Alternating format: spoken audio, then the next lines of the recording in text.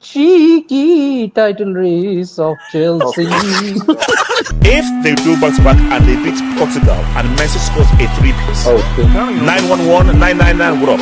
Now, 999. It's Kenny Bummer.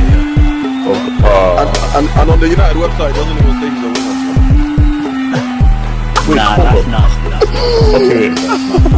The self-discipline, losing on Dean Jensen against Dortmund, the red 17 inches. That's literally what's all about. Wait, what? Wait. What did I just say? We're talking about inches. Yes, we're here, we're live. So guys, don't get alarmed.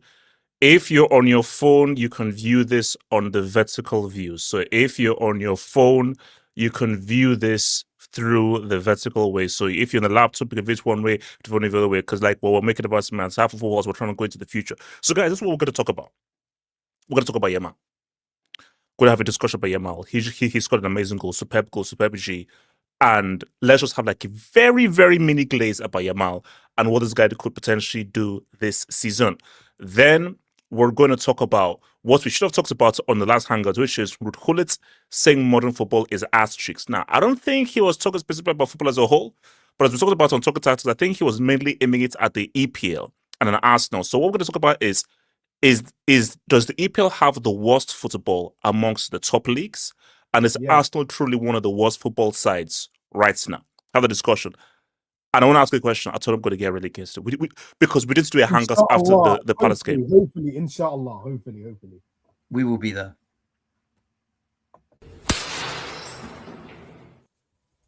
Thanks for that, Abdallah. Yeah, can we get a cheeky brick? Wait, HHK. Okay.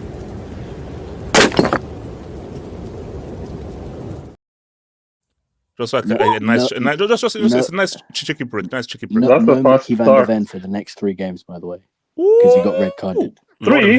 No, it's only 1 because it's not violent conduct. Hey, look, let's just say 3 for straight red. Let's just say it's a 3 for. But it's not violent conduct. When it's violent conduct, that's when it's 3. It's only 1. It's only 1. It's only going to miss Anfield. That's it. Stop misinforming people, bro. Who cares? Life is misinformation. Who cares? Tottenham are violent conduct. Yeah, this is true. So okay, and then I don't want to. So we're just about that, and then obviously the whole thing. So guys, that's the agenda to this. Remember, guys. So tomorrow, of course, is tomorrow. Just in fact, it's Milan derby. So of course, we'll do like a mini reaction to the Milan derby tomorrow. But the big one tomorrow is Milan derby reaction. Of course, UCL preview. Our full-on UCL preview is going to happen on Sunday. And yes, the Red Suits is hopefully coming back. UCL will pop off. So Sunday UCL preview of the last 16 plus a Milan derby post-match. So, remember guys, like the vid, revenue, if there's anything you start to show, feel free to send in a Dubinsky. You guys, your dobs and super chats goes towards world peace, world healthcare, and to fund my Xbox Helix, which is going to cost $1,200. It is what it is. Thank you very much. All right. So, Barry, so Mike, look at the Barry. Yes, sir. So El Barry. Great G. That was a great G by your boy. A great G by your boy. Indeed. talk to me about YAMAL. Do you think that we are gearing up for a very, very special season? And do you think that you've seen some serious market improvements upon what he's done last season? Because again, look, okay, bro, let me just spoiler alert. Yeah, take your time. UCL is possible. He's not winning the World Cup.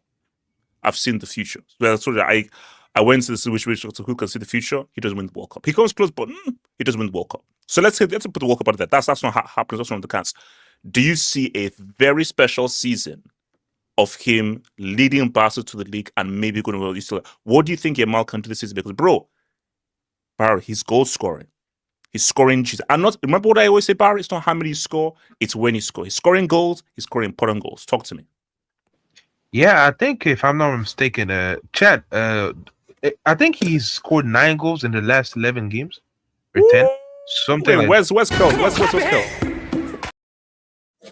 Yeah, keep going. Yeah. So the guy's on a great streak, but when it comes to improvement, he's improved definitely on the finishing. His shooting has gotten better, and I think also final third decision making. Because at times last season, maybe you have been like, oh, that wasn't the right pass or not the right shot or the right dribble. But now it seems like when he's getting into these situations of final third, he's making the best decision possible, which is very good because obviously if you can master that at a very young age, imagine when he's going to be like 28, 29, if he's still playing healthy, hopefully. But when it comes to the success, I think the league is obviously a sure possibility. Like Real Madrid, they're going through their struggles, and I think when you look at a team that can be the most consistent, Barry, they're nothing, bro. Real not winning no league, bro. Hey, come on, man. But yeah, I think the most likely team that can be consistent is us and UCL. I mean, won the quote unquote Mickey Mouse bracket, but there's still a lot of ball left to be played. So you're on the difficult side. You're on the difficult side. So. Yeah, wait. I want to go. So, what's it called? Barry, just real quick back to you. Yeah. I want to just keep it fully a stack, like three stacks. Again, I keep asking this question again, and I want you to be objective here. As of right now, March 7th, in the year of our Lord 2026, is Lamine Olusegun YAMAL the best player in the world? Or are you going to twerk for Pedri? I love Pedri.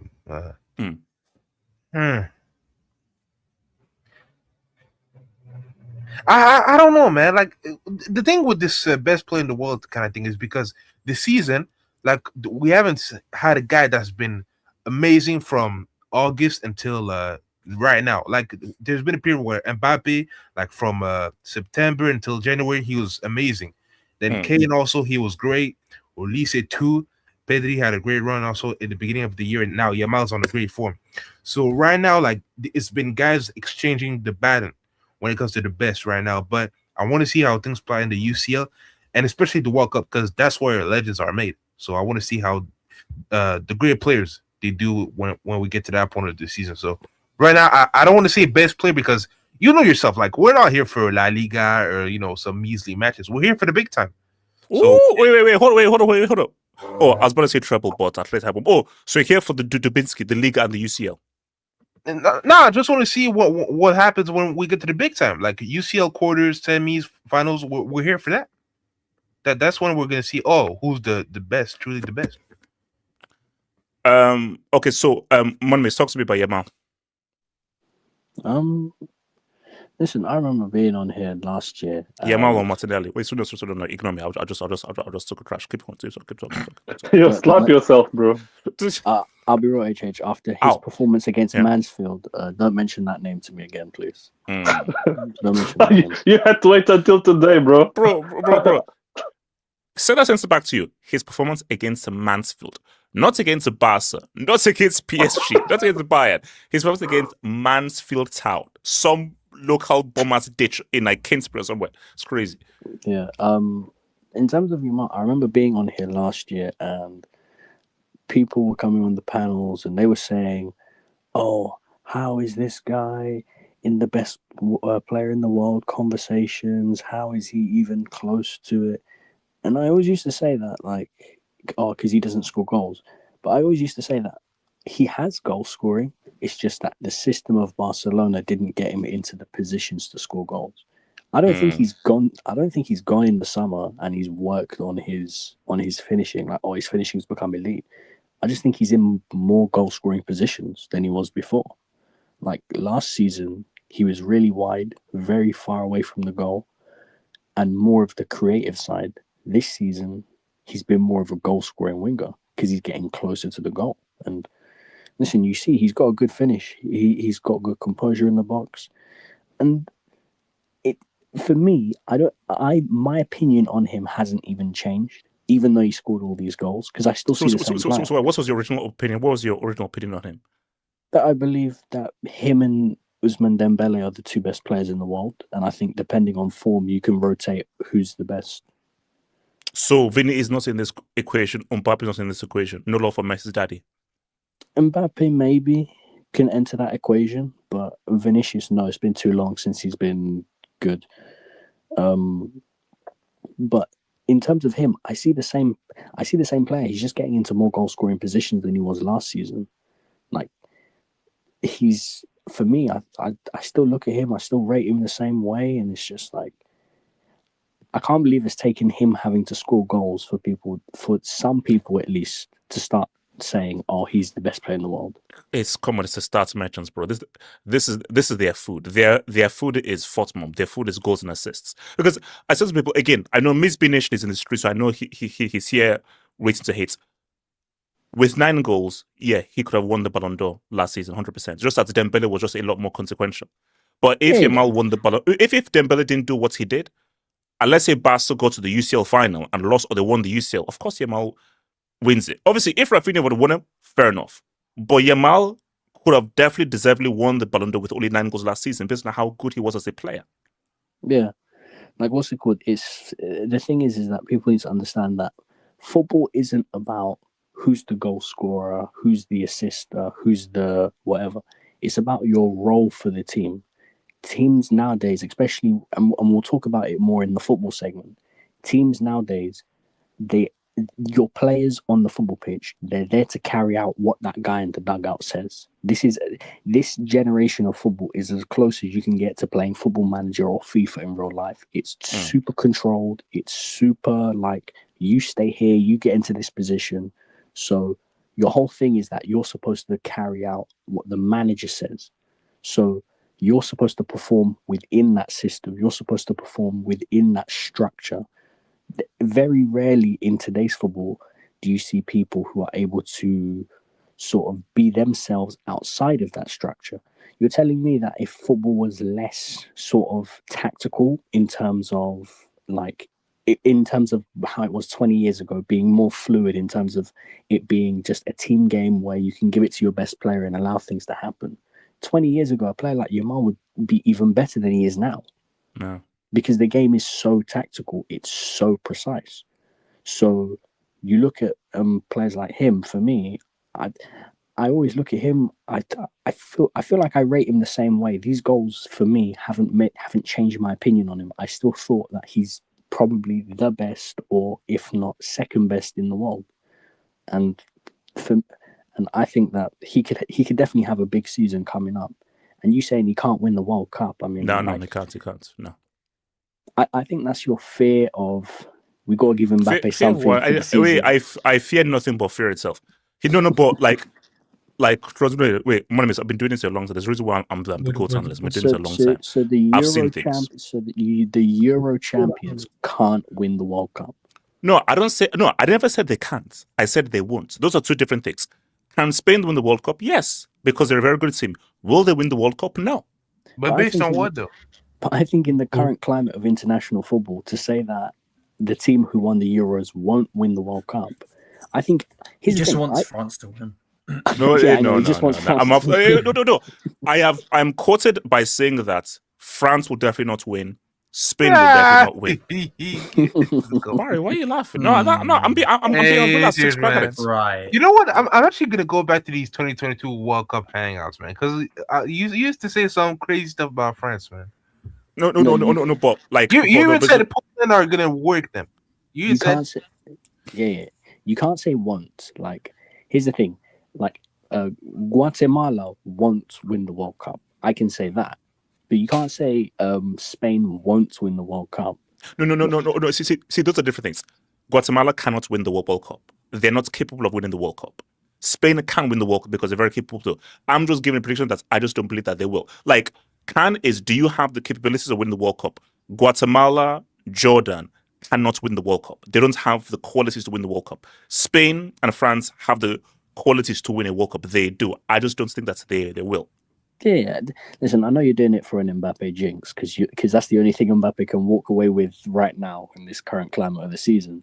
But like, I look at Spain, England, France, Argentina, the Netherlands. Hold on.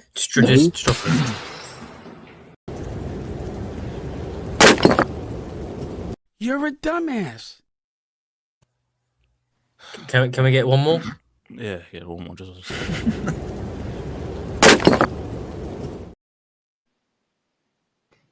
yeah, I can't believe a guy mentioned. I can't believe a guy mentioned the team that has Xavi Simons, Weghorst, and Depay. Man, no, but basically this guy wants to rep. This guy wants to rep a fake rapper, Memphis, Tennessee, in 22-26. Memphis, Tennessee. Weghorst still plays for them as well. Yeah, Weghorst still plays. That's the point. And also, another bald-headed buff who tried to do like an R9 beating the keeper dribble but failed. Malin. Oh yeah. Yeah. Oh yeah. Oh, you mean Malin? Yeah, Malin. Yeah. No, Mallet. Yeah, for me, I think Spain, England, Argentina, and France, and even then, I'd probably say I'd still put Spain. What's the weather like? The shit still. Yeah. In terms of, but it's getting warmer though. It's getting. I mean, like it's crap. It's hard to explain. It's warmer, but it's crap. If that makes sense. I mean, it was nice a few days ago. It was quite hot a few days ago. Yeah, well, but like here. my prediction is, I think it's going to be a very hot summer. I think it's going to be a very hot summer. I'll take that. It's been raining too much. I know, no, because I think it's rained every single day until like mid-February. Yeah, I saw which that. Which has never happened before. I was like, what is going on? 45 days in a row of rain. Just stupid. Yeah, but so anyway, just to round up, like I think he has a really good chance to not just win the Ballon d'Or. I think he's already like probably the front runner for that at the minute. He's not just like the front runner for that. He's also the front runner to probably have like a really great season. Barca, in my opinion, will win the league. Considering the side of the draw they're on. Here's the key thing, and this is where it works for you and Betsy and for YAMAL. If Arsenal, let's say you beat Barca in the semis, and Arsenal win the UCL. YAMAL can actually still be a front runner because nobody from Arsenal is gonna get that Ballon d'Or. No one, because that's a team thing. It's a team thing. So if Barca make the semis, lose to you guys, and Arsenal win the UCL, I think he's a strong front runner going into the World Cup. Oh yeah. What about Gabriel? No, you know what they're gonna do? They're gonna try. It could reach the podium, but not the World Cup. Oh yeah, no, 100%. Like. No. You know what? Rice. Defenders. The defenders. But it's going to be Rice. Rice will be on the podium. Put Rice on the podium. Listen, he's got a really good chance to win the Ballon d'Or and be like clear front runner. They're going to win the league, in my opinion. They're on the easy side of the draw to where you've got to beat Atletico Madrid and Newcastle. And listen, we saw what Newcastle did today. Newcastle got slapped by Man City's B team. So Newcastle are not a serious club.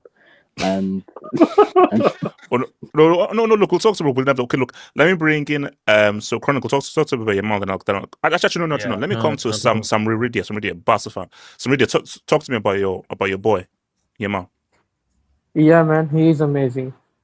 As you know, we are last time we were arguing about he scored only 9 goals, but we were already telling you that he is the best player in the world, man. His creating is still damn good. I think he is still the top assister in La Liga with 9 or 10 assists. So his creative side is still there. With that, he's scoring goals, which is added bonus. And I think his ceiling is more high then we don't know that where his ceiling could end. Mm, And if we win the Champions League, I think he will be the main man for Barca's Champions League campaign this season. Mm.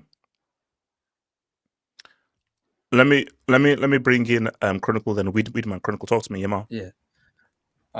So I didn't watch the game because obviously Chelsea was on and then City, but I did go back watch the highlights.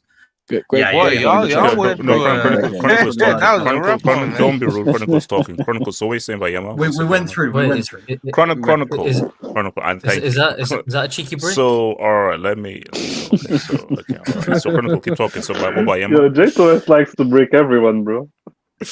He's out for everyone. Yeah, Yamal, despite having not as many goals in the last 2 seasons, the goal that he scored today, I swear I've seen him score that goal like 10 times already. The consistency he has. Basically, it's the Robin goal. Like for me, I say the person who trademarked that goal is Robin. Yeah, you literally took the words out of my mouth. I was going to say Yamal reminds me of Robin. The way he cuts inside, has so much space. You know what he's going to do, and he still finds the top corner every time. Man, yeah. It's crazy. I think in this, we're going to discuss on it later with Ruud Gullit, but like back in the day, we used to watch teams and be like, oh, I can't wait to watch this specific player play today. I feel like Yamal is the only player in the world right now where you can go to, like, you watch Barcelona and I'm like, I can't wait to watch Yamal right now, because seriously, he's a joy to watch. The dribbling, the chances created, inside, outside of his foot. He's got it all, man. And like the previous person, sorry, I don't know your name, but his ceiling it's almost infinite. Like, he has almost everything you need in a winger to succeed. Yeah. And again, credit to Flick, because he perfectly gets everything out of his attackers. He's always been an elite manager for me. Been doing it since Bayern Munich. He's just the best at getting out attacking players. So yeah, man, Barca go through there. It seemed like there was loads of chances there. I don't know how it was only 1-0. I think Ferran Torres missed a sitter or something. So that guy needs to focus, man. He's been missing too many shots. Do you see Yamal lifting up the World Cup as a team? I do think there's going to be a different winner. I do. Yes. I'm not going to. Wait, hold up. Different winner or first time winner? No, different winner. Not first time. Not first time winner. So it won't be a first Ronaldo. So no dub for Ronaldo then. Okay. Nah, bro, keep him as far away as possible. Believe. This is a disaster. Betsy, you had your Betsy, you had your what's the name of that guy that's invented the another one? No. What's the name of what's his name? The rapper who invented the whole when you do your whole voice box. Oh, T-Pain. T-Pain. Betsy, you had your T-Pain moment already. Okay, no, he's L-Pain. L-Pain. Or you had the L-Pain. Guys, seriously, I need the streets to intervene, bro. No, I need the streets to do a Trump on you guys, because Betsy, critical. Yeah. Again, I want to say Yamal is definitely the best player in the world right now. Like, totally. I don't think it can be a debate right now. But however, that does change quite a lot. It fluctuates, as Barry said. Every few months, it seems like someone else takes it just based off form. It's not like the Messi Cristiano era anymore, where it was just between them two every year. Now it's dependent on how well your team is doing domestically and in Europe, and also how much you're carrying your team. And right now, Yamal is the best example of it. So yeah, shout out to him, man. Yeah, that's all I got to say. Weedman.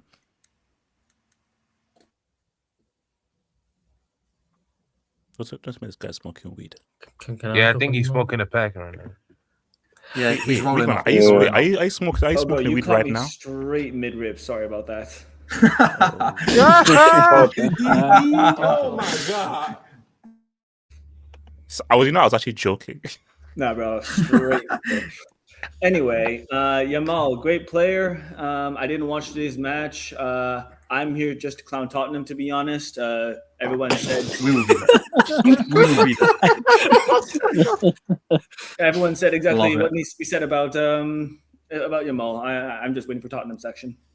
Okay, there we go. That's good. Shout out to your boy Hamza. The feed shows two streams. So I think I figured this out. So basically, look, I was just trying new things, but I think what YouTube have done is they've split the chats. So there's a mobile chat and then there's a desktop chat. I think guys have realized that the mobile chat is ass cheek, so they're going to the whole desktop chat. So until they figure this out, I think I'm going to just go back to the whole regular thing before just to have the one chat thing. So I didn't know that these bombers losers actually we're going to split the mobile chats and the chats, but it is what it is. Thank you for the dub, my Hamza. Blaze, what's up, baby? Thank you for the dub. We almost got Grimsby. Now on to the easier game. Blaze. All right, Blaze. It was a fight, man. It was a fight. HH, you're telling me. We were getting dubbed on by a guy called Sam Smith. Look, shout out to Deadpool FC. Shout out to Deadpool FC. I mean, it's Hollywood versus Hollywood, to be fair, at the end of the day. Shout out to Deadpool. What, Elijah? What do you want to say, Elijah? No, it's lizard. Elijah's not here. Lizard. There's this new movie that's coming out with this lizard. I think it's absolutely fantastic. But you need it. What the fuck is that? Okay. Elijah, slow down. Let us slow down. Elijah, can you please explain to the audience what the hell this is about? Yeah, please. Yo, what? Because this is very scary. So Elijah, explain what this is about. Where's the chill guy? Where's the chill guy? No, so did the lizard smoke some blunt? Okay, Big Nash Guna, can you just thank you? All right. No, chill. You can't say that, man. So there's this new kids movie. My nieces have gotten me into it. They're kids, and it's called Hoppers. And they have this. Oh yeah. So this is one of the side characters. His name is Tom the Lizard, and he's like an absolute star on TikTok right now. So my nieces have been really getting me onto this. So I said, you know what? I'm gonna be. Hold up, Tom the Lizard. Tom the Lizard, bro. He's you see, you know what it is. Again, I don't mean no offense to kids today and everything like that. Man, I grew up with Optimus Prime. I grew up with Raphael. I grew up with freaking Daffy Duck. I grew up with Dexter. I grew up with freaking Gohan. Tom the Lizard. The only Tom I acknowledge is Tom from Tom and Jerry, bro. I'm not acknowledging this one. I'm sorry. It's true. See, my Tom was from Tom and Jerry the goat. Wait, again, no offense. Tom the Lizard? Look what this dude looks like. Lizards are exotic. You can't be hating on what the 6-year-olds like, HH. That's really No, wait, hold up. No, I'm sorry, yes, I can. No, yeah. Bro. Do you know how many times Mia and my little cousin I was arguing because they loved High School Musical? I said, bro, this is trash. I'm sorry. So I told them that no, sorry, High School Musical is ass cheeks. So that's bin trash. That's bin trash. Yeah, I'll take it over. I'll take it over Teen Beach Movie though. I'll take that over Teen Beach Movie. No, I was just saying, like, Chelsea has to be shameless, bro. Like. Outside hey, of look, it's called Gid, man. It's called Gid. No. It's called Gid. Wait, it's called a 4-piece. It's called a 4-piece. No, let's be fair. Hey, what do you know about our 4? What do you know about our 4-piece? What do you know about 4-piece against 10 men? What do you know about our 4-piece against 10 men? That's new levels of shameless. Wait, hasn't the stadium only got 3 stands? Wait, hasn't the stadium only got 3 stands? So nah, bro. Wait. Well, do you know how hard it is to play play in a garden shed? Do you know how hard that is to score 4 goals in a garden shed? You didn't have as hard as us, bro. It's all in now. Okay. So Elijah, what do you have against me scoring a 4-piece as a world champion? What do you have against that? I think the fact it took a guy by the name of George Dobson to get a red card, and then Chelsea then showing up, because remember Chelsea, up to that red card, Wrexham were fantastic. No, I'm also saying, Elijah, sorry now. If João Pedro got injured, if João Pedro got injured in that, I would have choked Liam Rossini because I didn't want him to play that game. I need him for freaking PSG. No, wait. I don't want João Pedro for this bum ass game against Deadpool FC. I need him against freaking PSG. What's with you trying to choke, man? Okay. Were you trying to rely on oh my god. The lap dance. Yeah, that's what I wanted to say, yeah. No. Basically, Elijah, the fact is that's worth through, but for me and Chronicle, we've got bigger things. We're not going to say what those things are, but we've got a lot of bigger plans. Bigger fish to fry. That was Nope. I said, me and Chronicle, we have a bigger picture that we're trying to paint. Bigger fish to fry then. Okay, wait, guys. Can everyone just keep quiet? Abdallah, what do you want to say? You're not going to win the Have the brick ready. So you see, there we go. All right.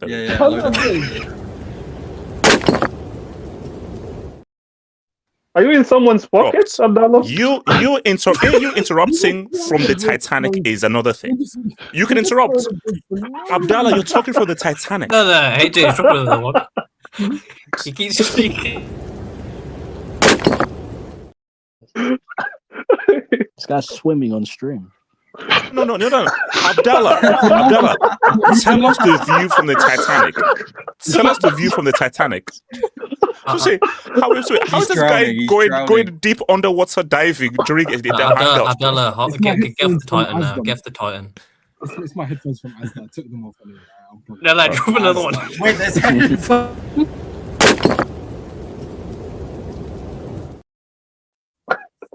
That's a sentence that should never be said. Headphones from Asda. That should never be said. I didn't even know Asda sold headphones. Abdallah, there's some good headphones at like Amazon for like £30 or something. Yeah, go to Amazon for a good price. Hey. Asda. What is Asda? Timu 2.0? Wait, hold on.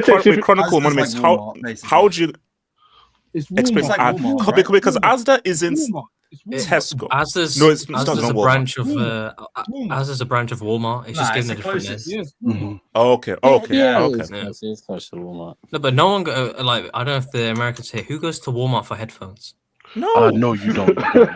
You go to Amazon. I mean, if you go to the tech section, there's some good ones, but you know. Yeah, Barry, how many people do you see in that tech section? How many people do you see on that tech section? No, not too much. There's like it's just the guy at the stand, and that's it. Yeah, bro, and that guy has no cost, but he's still getting paid a wage. So trust me, that's not. If he wins the brick door, just bro. Give him some. You're way ahead. You're way ahead. Wait, can we just look at this middle right now?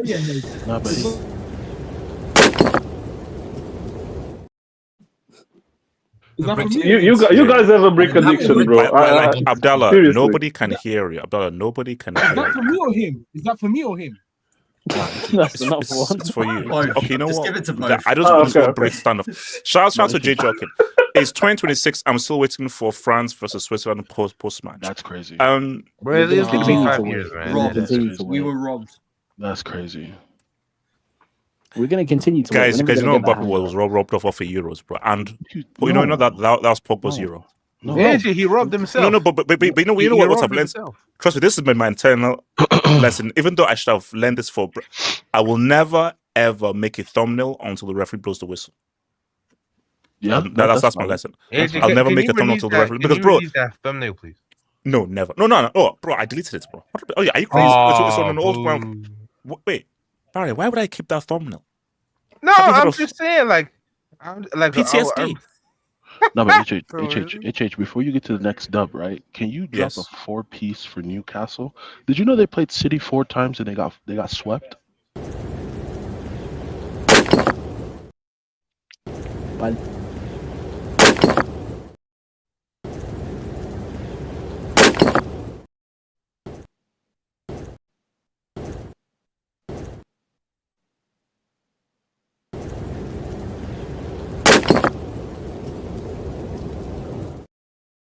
Elijah, and watch them beat Barca on Tuesday. No, Elijah, the series Elijah, the series is 3-1 at the moment because Newcastle 4-1. 4-1. Wait, and also I think RDS and Mark Studio was at one of the games apparently because he sent an anonymous. Maybe he's a bad luck charm. No, this is not a shout out. Wingarella. I don't know. Is that Jada Pinkett? HH feeling cold at all times is a symptom of STDs. That's a chick. HH, that's a brick. She's bald. That person's got hair. Yeah. No. But it was when she had hair. Because someone she did have short hair. That's the lady son from Drake's label. Wait, is that Neymar? Oh, Naomi Sharon. Jesus. Yeah, Is that the Naomi Sharon? Oh, yeah. Yeah, She's so, nice. okay, so Wait, HH, wait, isn't this the I girl? don't have any Isn't this the STDs, girl so thank you who for that. Drake signed and then broke up the marriage? Yeah. That's the one. Yeah, that's nasty, man. Oh no, baby. Eight year Isn't Drake's engagement. baby mama like that white adult sponsor with a fat ass? Yeah, soft core porn star. Yeah. What is wrong Are you with you sure guys, soft? man? Wait, how do you know that much?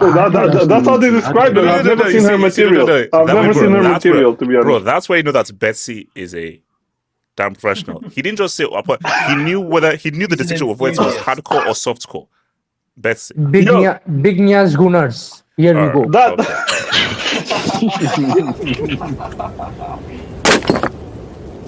You will burn in hell when I'm through with you. Okay, we didn't. That's how they described her. I've never seen her material, so I don't know. I love that clip so much, man. Yeah, but I've never watched her shout to material. boy Mohammed. Remember when Uncle Mo lost to a team whose manager was in jail? Oh yeah, like Dynamo Zagreb. That's an L. That's an L. Losing to a guy doing 25 to life is crazy. So wait, what do you think is the most embarrassing loss a manager has had? Or is that the worst? Well, that is up there. That's definitely up there. Because that has to be. Wait, the opposite manager is in jail? I'm not gonna lie, Amarim Grimsby is bad. Yeah, one thing. But the manager was still there though. You lost to a guy who was calling from. Okay, let me know. I remember when the Kike Setien signed for us. He said, "Oh, I'm gonna bring back beautiful ball. We're gonna bring back sexy football," and then we proceeded to lose 8-2 a couple months later.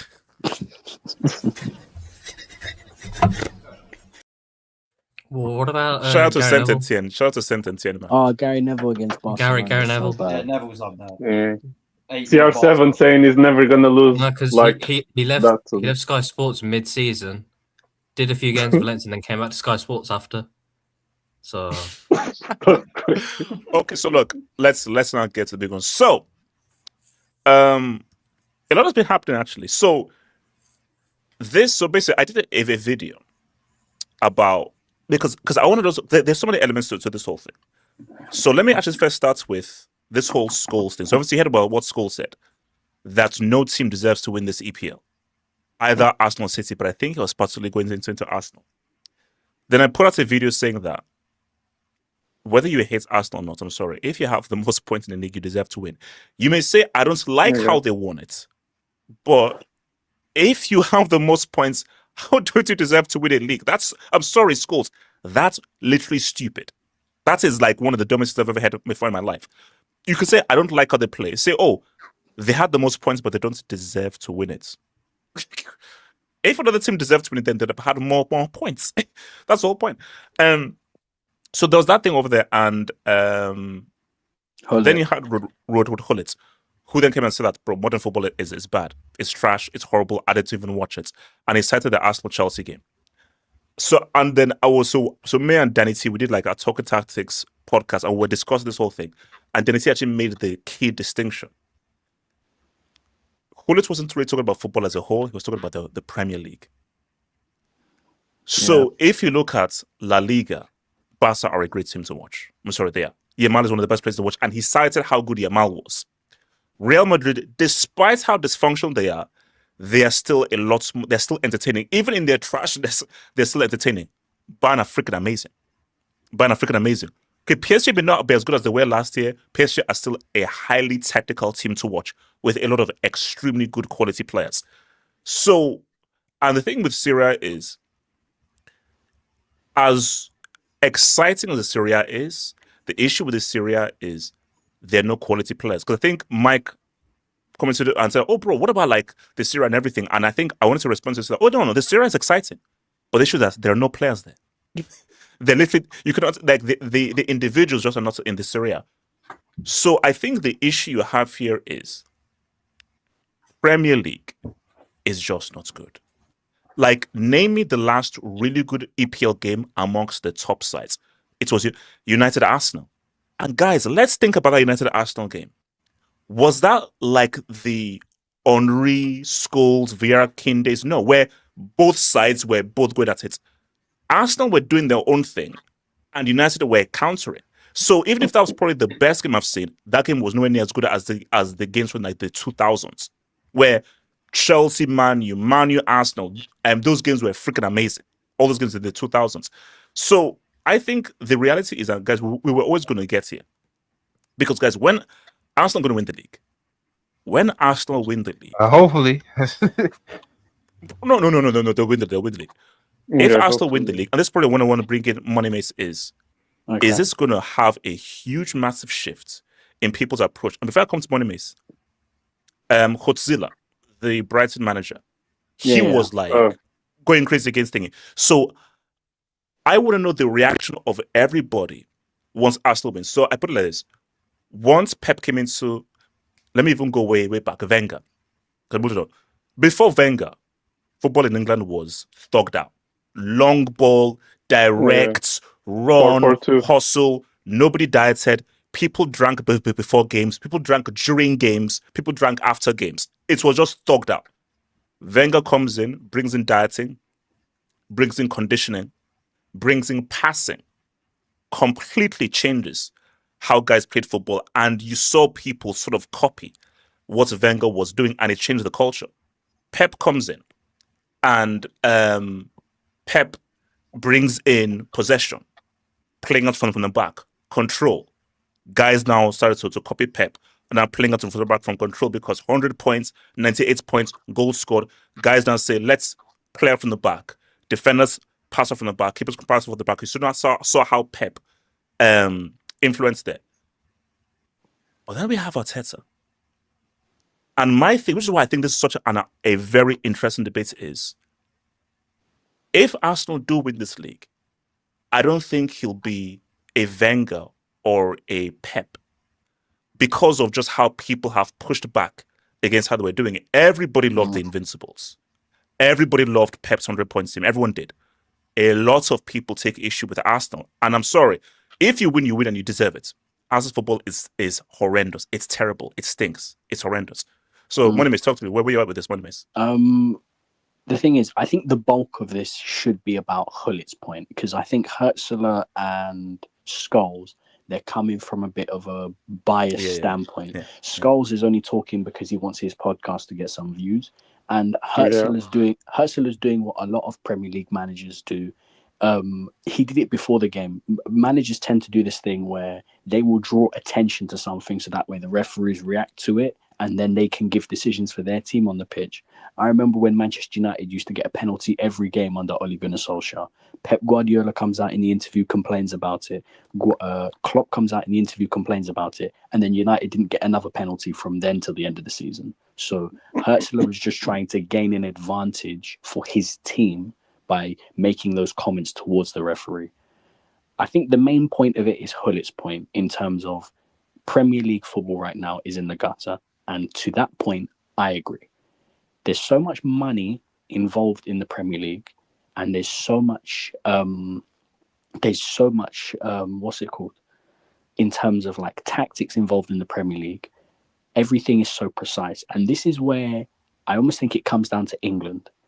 The reason why the Premier League is like this is because England as a footballing nation does not have an identity.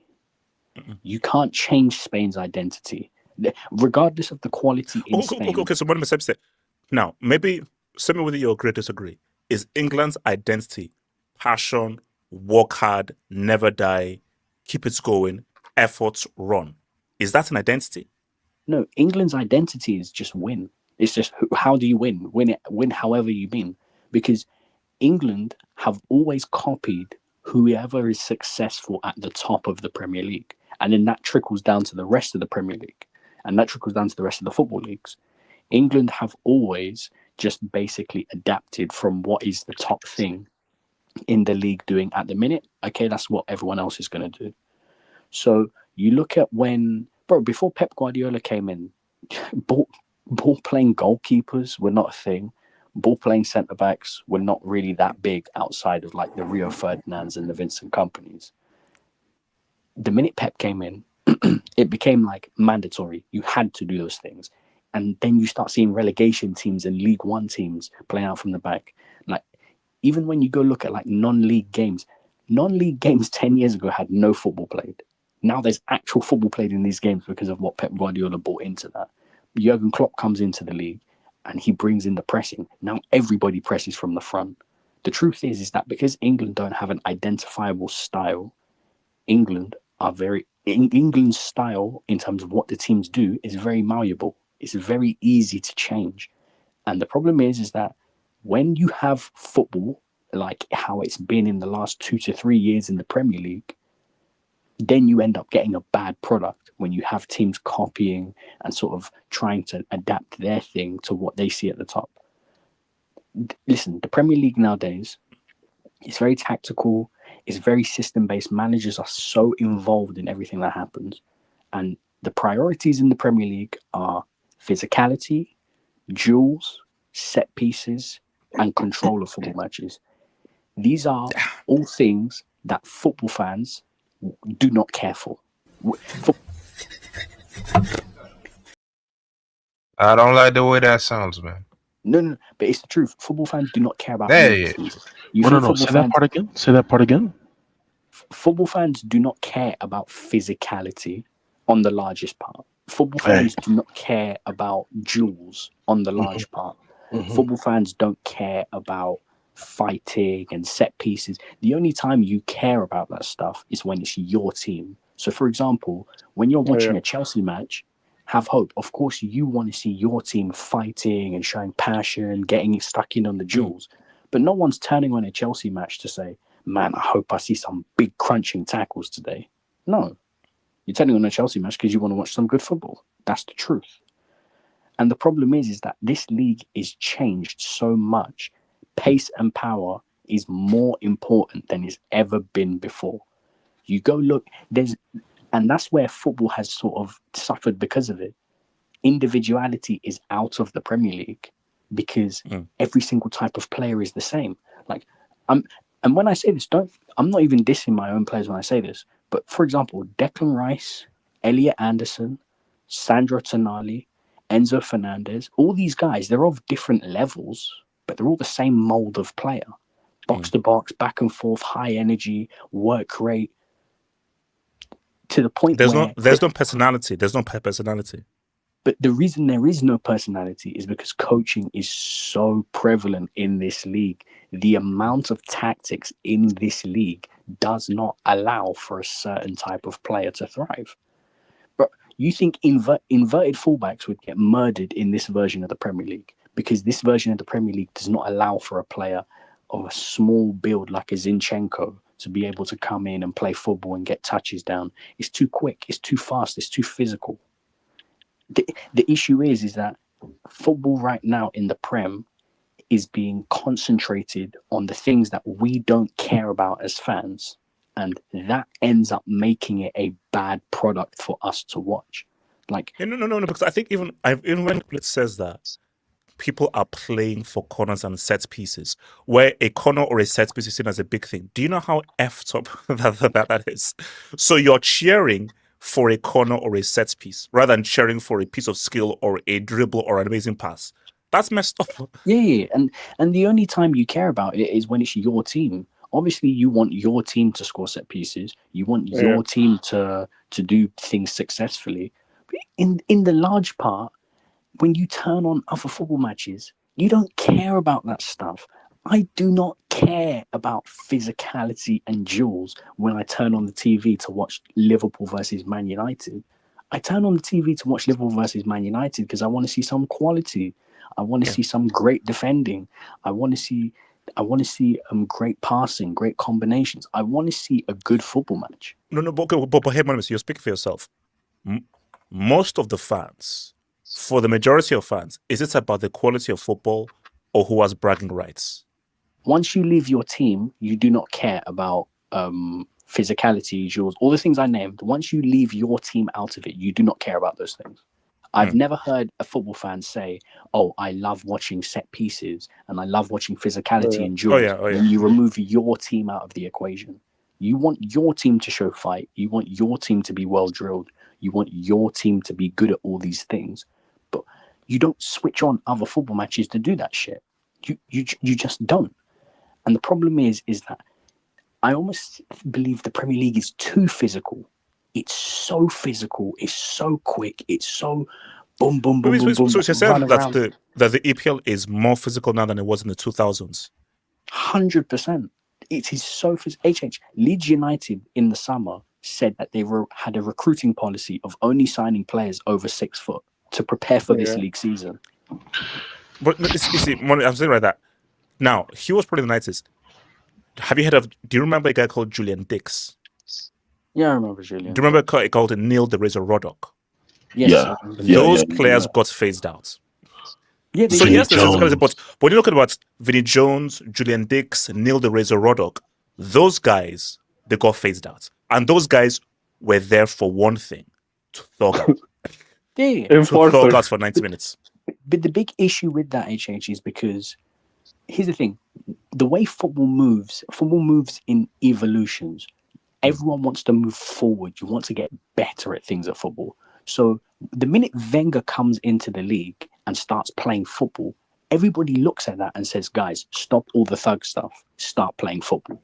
The minute Pep and Klopp come into the league and start playing entertaining, quick football, everyone moves that out. Everyone looks at the other players from before and they say, guys, start playing that football. The problem, I think the big issue that people have with Arsenal is that Arsenal are the beneficiaries of a league as to where we are basically the best team we are the best team in the most boring league to watch. And Arsenal are the beneficiaries, and because of that, we are the ones that are going to catch the smoke of it, obviously. And listen, if you're an Arsenal fan, you shouldn't care because Arsenal are going to win the league. But if you're talking in a football fan sense, then yeah, it's not nice to watch. Listen, I've come out on multiple times this season. If you're asking me from a football perspective, I have not actually enjoyed watching Arsenal this season on many times. Like, I prefer watching Arsenal in the Champions League. And here's the thing, Mikel Arteta himself is even aware of this. After the Brighton game, he said, listen, you think I enjoy playing like this? I don't like playing like this. But the league 3-4 years ago was so different to how it is now. Mikel Arteta literally said, I had to style change to adapt to this league because you can't tell me Mikel Arteta has not been capable of playing good football. Arsenal played some of the best football in Europe 3 years ago. Like, genuinely, that football Arsenal were playing with Zinchenko, Ben White, Odegaard, Thomas Partey, Gabriel Jesus in the false nine. That was one of the best. That's some of the best football I've seen at Arsenal in my lifetime. Like, forget like under Mikel Arteta. That's some of the best football Arsenal have ever played that season, and probably the season afterwards, the 6 months. But the problem is that you can't play that football. We're seeing it right now with Manchester City. Manchester City are playing that football, the tiki-taka, the expansive, the passing through the lines, and they get punished for it because the league is so physical and so quick. The reason why Manchester City have lost so much ground in this league is because to start the season, they played Cherki, Foden, Rodri midfield. 3-4 years ago, that would blitz the league because everyone's trying to play football. Everyone's trying to pass the ball. Wait, so are you saying that Pep has not been able to adapt? No. Here's the thing. In the first half of the season, when he played the Cherki, Foden, Rodri midfield, City were getting blitzed. City were getting cooked all the time. Manchester City, since the turn of in the last, in the last 9 games in all competitions, 8 wins and 1 draw. Do you know how they did that? They did that by playing Nico O'Reilly next to Rodri, then playing Bernardo Silva as the number 10 to control the game, to stifle, to not be as expansive, to basically play the same football everyone else is playing. The draw they got earlier in the week against Nottingham Forest is when they played Cherki, Phil Foden, Rodri midfield, and they went and played expansive again. This is what this league is. You can't play open football in this league. You will get punished. Can I ask the Arsenal fellas a question? Can I speak? So basically, let me come to Betsy, and I want to hear from Baron and come to Chronicle. So real quick, Cosmic, send me that image. Wait, why? Why is your face white but the hand is black? I know it's bloody scary. Send me that image. Send me that image in my DM. Send me that in my Twitter DM. Send me that image. So, Betsy, let me hear from you, and then Barry ask a question.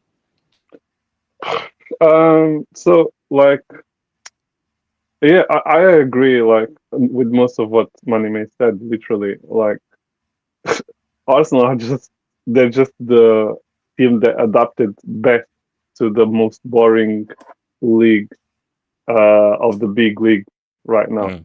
I think also there's a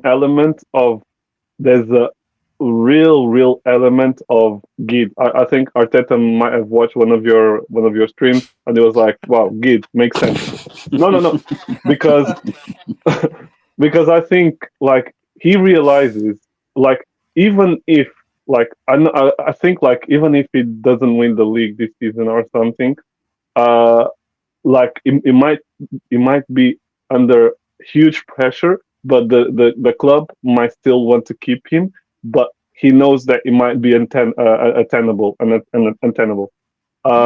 So I think like this season is just thinking about, look, I don't want to like this is not really the style that I would like to play, but I just want to give it until the end. Once I get over the line, next season I've got credit in the bank, and I will try and recruit some good attackers.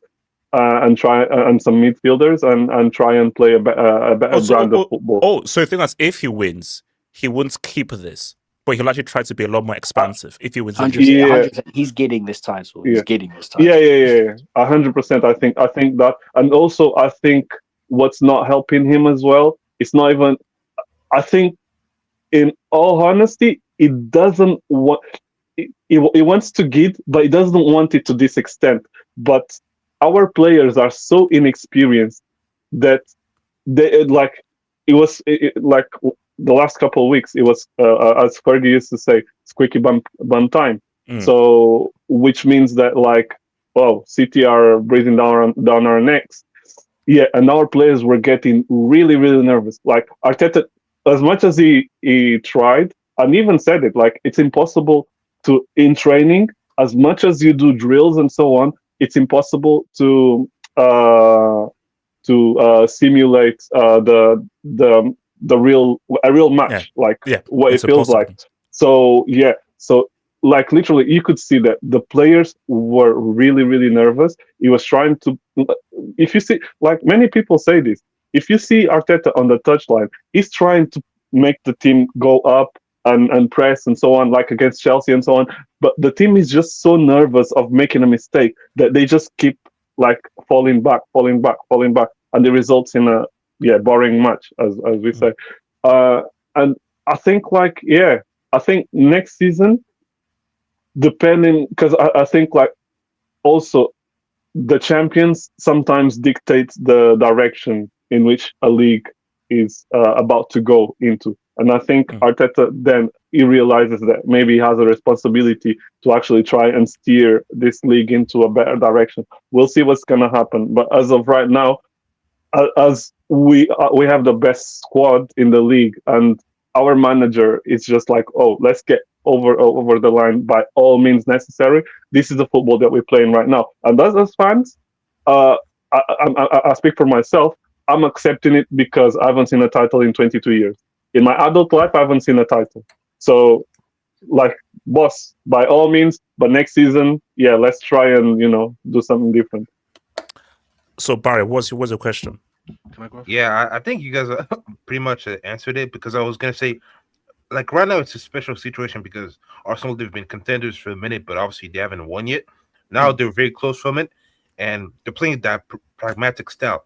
But I thought, if they win this season, like, will they be able to like go back to that old style? Like, maybe not old style because they were really good, but more of a a more cohesive brand of football, like something that can carry them through the campaign, but still like pretty good to watch. We'd need a complete squad overhaul to do that. By the way. But see, Barry, that's a great question, because I think Money Mason Betty pretty much said it right, because it's like, when you've not won for such a long time, just get it done.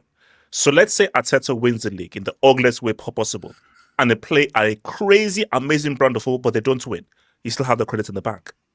So Arsenal fans will be more forgiving if, let's say, you now play expansive and you lose because you've already won this league, something that people have. Yeah. So basically, Arteta almost has like maybe 2 or 3 years of just playing great football and not winning a trophy because of the excitement and the jubilation and just the release of energy of what this trophy is going to mean.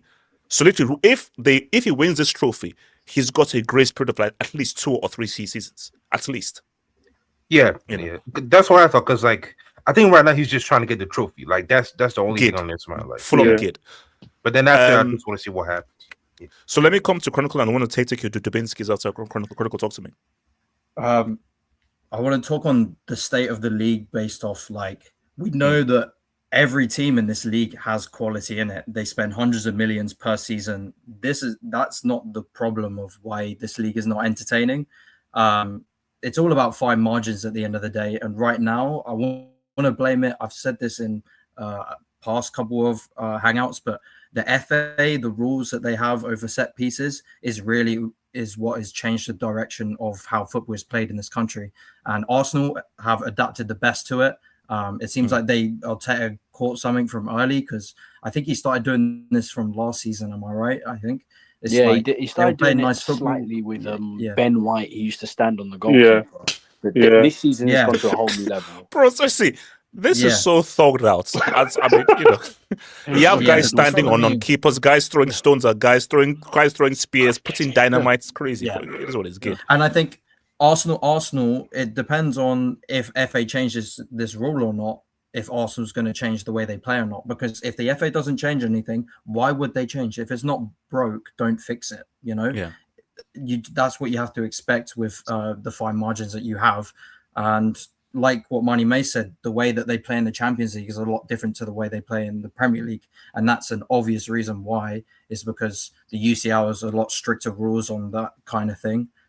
You can still make it work. You can still, of course, score set pieces and stuff, but it's not to the extreme level of every single time you get a throw in or a corner, you have to hoof it into the mixer and everyone's pushing each other around, bobbles in for an own goal. Like, it's just, who wants to watch that as a consumer? No one does. And like what Ruud Gullit said, my legend, my manager, he was spot on with what he said. The Premier League, the state of it is free falling right now, and they have to change it at the end of the season. Otherwise, everyone else, again, a similar point Manny May said, whoever's the best at it, everyone else copies them. So they see Arsenal's, way of winning, and of course everyone else is going to start. So basically, that's my question to you.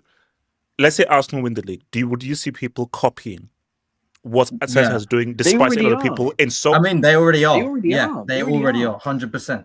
Every team has a set piece coach. Everyone takes long throw-ins now. Like, here's the thing: Brentford also are a big, sort of pioneer reason for the change in the league as well. Brentford's long throw-ins, Arsenal from the corners, but from the long throw-ins, it's been Brentford. Brentford have been one of the best teams in Europe at this long throw-in stuff for the longest time. Yeah, they scored against us with a long since they got promoted. Yeah, when they even got promoted, they were doing long throws, and that was back in early 2020. So. It's existed, but it definitely is nowhere near as common as it is now. It's plagued the league, really. Not much stuff on the ground. It's only been emphasized. I mean, before the Premier League was obviously very physical in the air. You had to be strong. But it's just, like I said, emphasized. It's become even more extreme. So I do agree with the sentiment. It's more physical than ever than it was. Forget all the bad tackles and bad fouls, because they're not allowed in football anymore. You get red carded very easily. So those personalities are definitely going away, except from someone like Joe Linton or something. But he's the new generation thug. The lap as well. But they have to change it. They have to change the rules. That's what my opinion is. The FA needs to come in and change something, because otherwise the state of this football, the entertainment is going away. So Just quickly, HH. Here's the thing. I'm going to say this from a neutral standpoint. I think Arne Slot not being able to execute the style of football he wanted to, I think, is a big reason why. I was about to say that. Arne Slot wanted to buy all the best attackers, and he wanted to play hyper attacking style of football. Yes. And this was supposed to be Liverpool season. This was supposed to be Liverpool season. Because what did I say at the end of last year? I said the last year's title was Arne Slot with a mix of Klopp ball, and then the year after is fully his system. But the problem is he can't execute system whatsoever. I was literally you just read my mind. Okay, so I'll come to Elijah after this. So let me read this and come to Elijah. So shout out to IME 126. Off topic, Evra. They asked you for fish and chips, and you gave them. No. Actually, I think he says they asked you for paella. So they asked you for paella, and you gave them fish and chips. By the way, one would think Scholes would be used to defeats, considering it's usually in his. Yeah, that video. Oh, that video. now I get it. Have slow toes. Oh, defeat. How does it take you so much time to get the punchline? No, because what's it like? What do you mean by defeating his mouth? Oh, expressions is always using that punchline, so you should be by now. Defeat is bad. Oh no. Look. I mean, so do you think is the EPL fully fish and chips fully, or is there some paella and some like pounded yam and egusi? Is it just very small amounts? Okay. So who doesn't play fish and chips in the EPL currently? Which team? Man United and Aston Villa are the only two. Villa. Brighton play a good brand of football. Wait, hold up. You're saying City do fish and chips? No, they don't I'm do saying fish they're and like, chips. they're like in the middle. Wait, hold on. Is this an exotic type of fish and chips? No. They just do the chip. They just do the chips. They don't do the They fish. just got a bit of sauce on it. Chips and curry. Red sauce and green. Who said chips and curry? What it is. No, because HH, you can tell by Pep's face, like during interviews, and he hates the direction the league has gone. Money makes it makes him sick. You can see that when he wins, he's happy, but he's angry because Pep is like because basically Pep is like between a rock and a hard place. He knows what he did and he knows his philosophy. You know, but Pep he wants to win. Basically he wants to win. So basically, he's like, I know what I'm gonna do, but I've got to haram my way. But I'm against haram. But I've got to haram my way to this league test because I don't want Arteta to win. Because he knows what it would mean for him to win. So he's like, I think he knew a lot sooner than he actually changed the system. Like, I think when he's looking at his drop points in October, November, December, and he knows that the Foden, Cherky, baller, lightweight, non-physical midfield's not working. Deep down, he knows what he has to do, but he's like, guys, I can't do it. This is not what I do. This is not what I do. And now that the title is like in big jeopardy, he's like, all right, fuck it. Let's just play fish and chips. Okay, hold on. Shout out to Baras. Fish and chips. Like at first, go ahead. Okay, now at first, like man, I try to do that, and then you see, oh fuck. No. You know what it's like? Cause like, so what would you like to do? So do you have any steak? We're on the steak. All right, do you have any pounded yam? No, I don't have pounded yam. Okay, any kind of egusi? No. Singapore rice noodles? No. What do you have? This soggy ass cod and these chips that we have left for like the last 3 days that taste like rock. Yeah, it is what it is, man. Take that fish. Pie and mash. You know what England No. The ones that they pour the mash, they pour the gravy, the green gravy on top of the No, bro. Do you know the worst thing is when they pick up the cod and you're gonna see the oil just dripping from the cod. Oh my god! You guys eat over there, man. No, but this is what I always say. England, you come to England for the history, the culture, the music, the arts, the sports. You don't come here for the food. No. Hold on. There are don't come for England to the food. No, there's some good foreign restaurants. You have to find it. Yeah, you have to literally. No. But see, that's what. No, see, so music, acting, dramatic act, theatre. That's all England. So that's what England do amazingly well. Yeah. Don't come here for English food. No, don't come here for English food. Come here for acting, opera, and everything. You can have jelly deals. Now try Greg's sausage roll. If you come to the UK, try Greg's sausage roll. That's what I'm going to say. That's what we've got. Oh, but You know what I mean? Because I'm always like really starving and everything. So whatever, like, because I sometimes go past Hammersmith and everything, and there's like a Greg's at the Hammersmith place. So okay, I'm starved, and I get like the cheese and tomato slice. This thing is like acid, bro. So I'm like, nah, bro, that feels like a trap. Yusuf in the streets. Yusuf in the streets put in a comment. I will never get how English people drink Bovril. Bovril has to be one of the nastiest things I think I've seen. I think I had it once, and I had it once. It was so bad I've actually forgotten the taste. That's how bad it was. I forgot the taste. Or something. No. Basically, like that. All I say so is thank goodness for Bossman and chili sauce garlic sauce. Wait, those guys are a savior. Chili sauce garlic sauce. Those guys are my guys. Wait, Bossman. When I say small, I mean small, bro. If you don't specify small, Bossman is gonna just pop that chili sauce garlic sauce. Y'all got it. No, he fixes water. Them kind of guys too? Hey. I'm like, no, you do not. This is sauce, not water. This is sauce. This guy just chili sauce garlic sauce. I was like, yo, what the hell? Am I right in saying an English thing is spam on toast? Am I right in saying that? Yeah, that used to be a big thing in school. I don't know whether they do it now, but I remember in school, guys used to just. This was actually spam on sauce, but I don't know what the guys do now. You guys know what licorice is? Yeah. Do they still have? Do they still eat licorice still? Yeah, licorice. Yeah.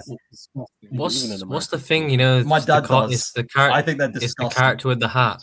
It's like a sweet brand. Whatsoever, man. Wait, Chronicle. Your dad can't be eating licorice at his age, bro. So you better tell that, mate. I'm sorry, like licorice. That's you like, stop that after. My dad's old. My dad 13. is older than you probably, and that's pretty crazy. That's eating licorice is like eating tarmac. Yeah, it's saying wait, something. wait. Actually, wait. Hold on. Hold on. No. I take offense. Chronicle, you just said that your dad is older than me, probably. Chronicle. That's crazy. Chronicle, that's a crazy comment. That's crazy. I don't know how to feel about that's crazy. That's part of something bad. Turtle CR7 Madrid fans are waiting for Yamal's downfall. No. Miss B is waiting for his Yamal's downfall. Do you know that Miss B Nation has never said a positive thing about Yamal ever? Do you know how crazy that is? Yamal can score a 40-yarder, and this guy will be Jasmine Jafar. He's a midget. Abdullah, what's that? He's the best player in the league, unfortunately. He's the best player in the league, unfortunately. Okay. Shut your goddamn ass up. Oh, is that a break? Betsy. I've said again that we can't hear what the hell you're saying. No one is Abdullah, hear what the hell you're saying. you will be presented with the brick deal just after the speak, man. Please. Calm down. It's still behind your boy, but no. But here's no. I think the only people waiting for Yamal downfall are like a few psychotic Madrid fans and Miss B Nation, and maybe Nomad. As well. Has Mohammed ever said anything good about him as well? No. Never. But Miss B Nation is a lot more consistent. No, trust me. I will put out a tweet about man is crazy, like clockwork, bad signal. Miss B Nation is there saying Jasmine. Notifications on. Shout out to Ronaldo Okpara. Have you seen the stats of past leaders in the Premier League? Guys, have you seen this? Yeah, I saw it. It's all defenders. So, because I saw it on Reddit, but I'll try and show a video of it. So, I think it's like mid 2000s. Probably I think it was Fabregas. They did 10 years. So I think it was 10 years. 2015. It was a 14-15 season. Fabregas was like top. Santi Cazorla and some other midfielders. Toure, all those guys there. This Van Dijk, some other defense. Basically, this is mostly defenders like Gabriel, the top 3. Guardiola. 8 out of 10 are defenders. Lewis Dunk is in the top 5. Lewis Dunk. Basically, that just shows you how the fact that there are no midfielders amongst the top passers in the league just shows you how much football has changed, which is insane. It's sad. No, for me, which is why I say that. For me, I'm old school. specialists. I want the defender to defend from the back. Yeah. You know, shout out to your boy Hamza, man. Hamza, thank you for the dub, man. They call the Premier League exciting. They like it where it's end to end. That doesn't mean high quality though. Prem is more about physicality and intensity. Okay, here's the thing. It's not even end to end anymore.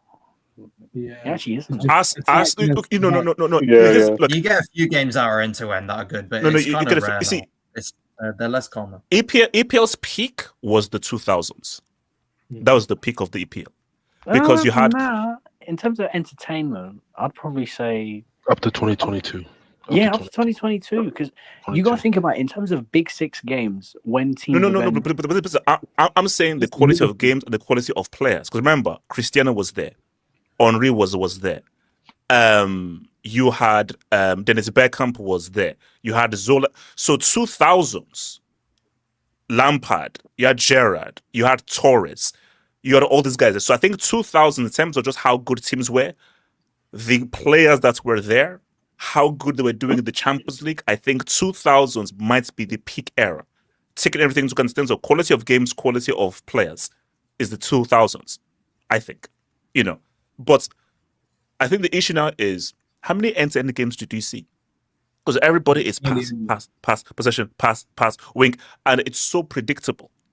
Like, I think my brother even said it best. EPL are for the narratives.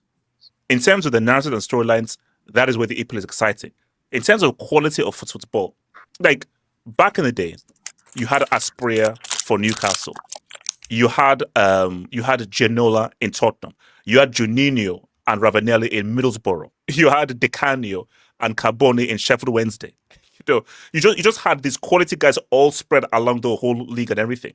So you wanted to watch Sheffield Wednesday because you wanted to see De Canio and Carboni. You want to see Middlesbrough because you want to see Juninho and Ravanelli.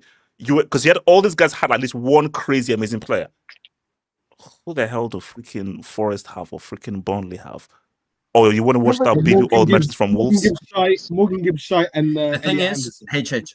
Yeah, the thing is, it's not individual special talents around. It's more like the collective teams overall. The average of them are better. But there's no like real personalities where this player is something. Yeah, like the teams are overall better overall in terms of preparation and everything, and top to bottom.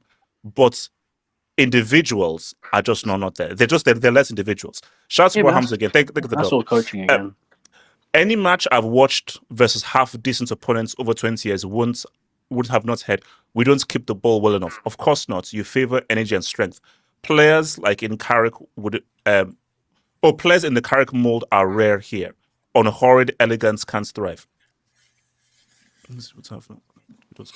So wait. So do you think the issue is guys are too focused on possession? It's because they're coached. Their personality and the risk taking has been coached out of it. So you have to follow the game plan. It's like in basketball. Now, even in basketball now, it's like if you don't follow the game plan, you get taken out. So it's the same in football. If you don't stick to the tactic, we will remove you. No, guys, seriously, go and watch like a match from 10. Remember, I was watching like the Euro final, like France against Italy. The amount of time the ball would just go forward and back, and the amount of risks guys would take is crazy. Like, I think guys are so risk averse, and guys are so much about keep the ball. It's not the same. But I still feel though, international ball is still the last haven. So in the World Cup, I still think because the issue though is, remember, what did you guys say? It's coaching. You don't have enough time for the coaches to drill in this whole possession stuff in international ball. So international ball will always be a lot more freer and a lot more off the cuff than club football. We have time to really intrinsically drill in the whole thing and like that, But the issue is that, what's saying? Oh no, I finish and then I'm gonna say. Okay, yeah. So again, England will make you learn how to cook for yourself. Oh, big time! You must. No. I'll give it. So in school, you went to school and the school was trash. The school food was trash. So me and my Japanese friend were like, man, F this. So we literally learned to cook ourselves because the school food was so ass cheeks. And I swear you not, our cooking was better than that school food. So yeah, bro, in England, trust me, you will learn how to cook for yourself, bro. You will learn how to cook for yourself. But shout out to Greg. Shout out to Greg. I really hate school cafeterias, like when they're bad. Like, you're feeding children trash. Like, yeah. come on, man. Like, the guy, man. Okay. I get that. Okay, we're not asking for gummy food and everything. Yeah, but sure. at least cook the damn chips, bro. At least, come on. At least put some effort into the damn food. Come on, man. Shout out to Mohammed. Remember Dan James had a better Euro than Kiki? No, he didn't. Wait, did he? He did. He did. Oh yeah. I mean, Kiki had a 2 bad years, man.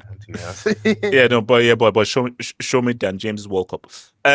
So Betty, what do you want to say? And I'll come to your Elijah. Betty, what do you want to say? Yeah. Also, I think a big factor in the quality of the game going down, and also I think it's very taxing over here, especially because of how fast-paced the league is as well. Is the amount of football that's been played nowadays? It's just like because my eyes are usually on Arsenal because it's the team I support. I know that last week or so was the first time that we had a full week of rest, like since like in the last 3 months, because we've been playing always like weekend midweek. So that and that's gonna affect the quality of football as well, because like right now I feel that like Arsenal we play in a conservative type of football as well, because our players are tired. Like by the second half, they're not like Zubimendi. Man, this guy, sorry. Like I know, guys are saying, "Oh, this guy's trash now" and everything. He's not trash, but he's not used to this amount of football, not having a winter break. Man, the guy he's played the most minutes in the league of any outfield player in the league. He's played he's played the most minutes in the league, I think. At least for Arsenal, he's played the most minutes out of any player, outfield player. And it's crazy. And Arteta seems to still keep flogging him. Like the guy literally is walking like a zombie right now. So I think that also... It's because the bench we have, like... Listen, everyone was talking about Arsenal's squad being good. I always said we have a lot of bodies, but we don't have a lot of quality on that bench. So you can't just, like, drop guys and expect, like, the same standard. You need a squad nowadays more than ever in football, man. Like... We're moving that way. Pep was way ahead of the curve when everyone was getting onto him, and they were like, "Why do you have Mahrez and Bernardo Silva and Sane and Sterling all in the same team? You're not going to give these guys enough minutes." Pep was looking at everyone. He's just like, "You see how many games there are? There's going to be more than enough minutes to share. Trust me." Yeah, but so I think that's ultimately like the amount of football, and it just keeps going up every season. That's always going to affect the quality of football. It's impossible So yeah, you're right. So basically, I'm just looking at it. So this is for Arsenal. Obviously, Red doesn't count because he's a keeper. So Zubimendi has played 2,524 minutes. Yeah, and he's 18th of the people of most played. 18th in the league. Look at that. Yeah. 18th. Yeah. And most of the ones up above him are probably keepers, unless you search for. So basically Raya, Leno, Henderson, Tarkowski, Pickford, Dubravka, Van Dijk, Verbruggen, Petrovic, Vicario, Milenkovic, James Garner, Bowen, Elliot Anderson, Morgan Rogers, Tyrick Mitchell, Truffett, and then Zubimendi. Yeah, so from all those players that you mentioned, apart from Van Dijk, like all the outfield players, they only play Premier League and some cup games. So it's crazy. No, that's okay. So what's Elijah, talk to me. Yeah, can you hear me? Sorry, I'm trying to. My biggest thing is I understood a lot of what Money Mace was saying, because it just sometimes watching Premier League is like watching rugby. Like I was watching Six Nations, I was watching Italy beat England, and I'm like, this is literally what Arsenal was doing. But I totally understand. No, Elijah, it's not like rugby. It is rugby. Like the Arsenal Chelsea game was a rugby game. It's rugby light. Yeah, like they're playing for lineouts and set pieces. Like it's ridiculous, but sometimes you have to take certain risks in order to succeed, and it's totally understandable. Like I get why Arteta's doing it.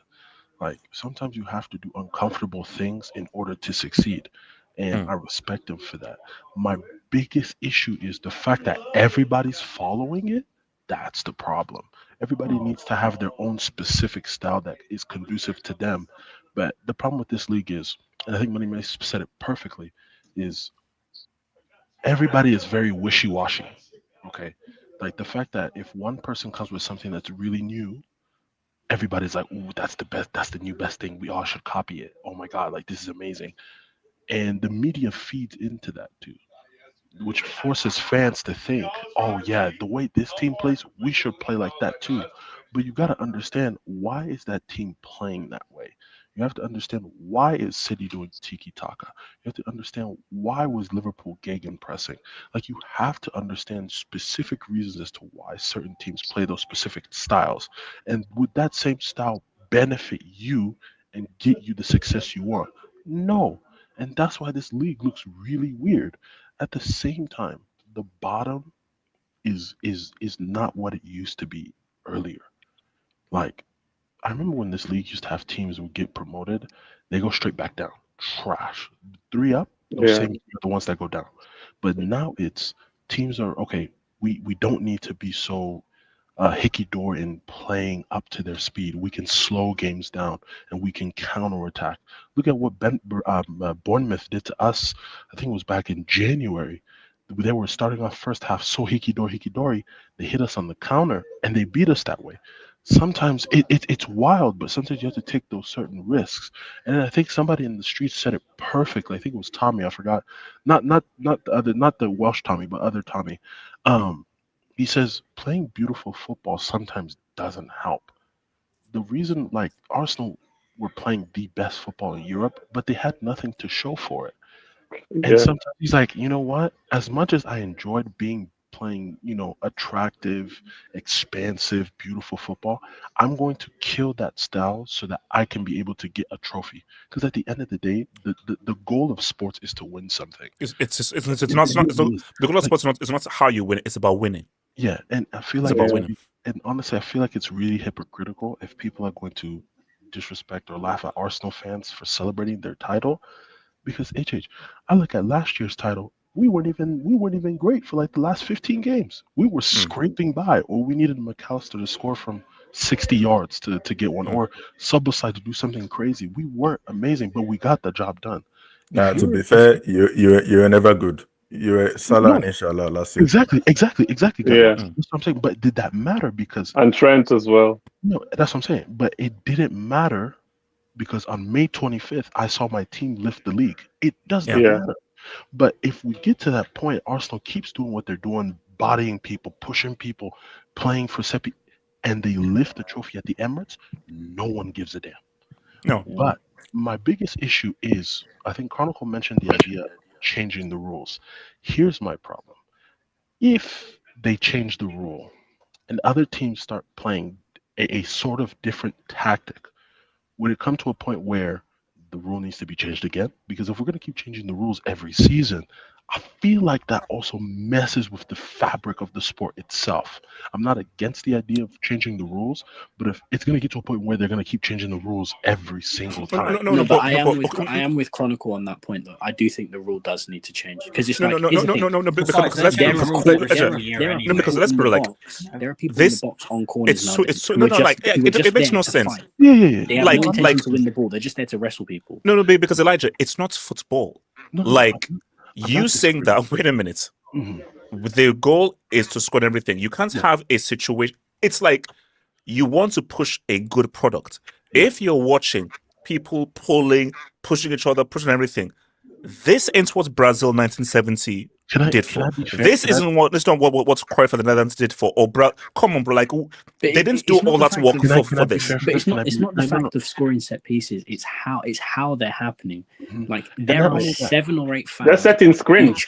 There are 7 or 8 fouls on every corner, And there are people in the box nowadays who aren't even there to head the ball. They're just there to hold people and fight. Exactly. Like that should decoys. And this is where my issue is. I'm agreeing with everything everybody's saying. And I think someone in the streets just put it perfectly. I don't think it's the rule, but I think it's more so the officiating is so lenient and trash that they don't catch these things.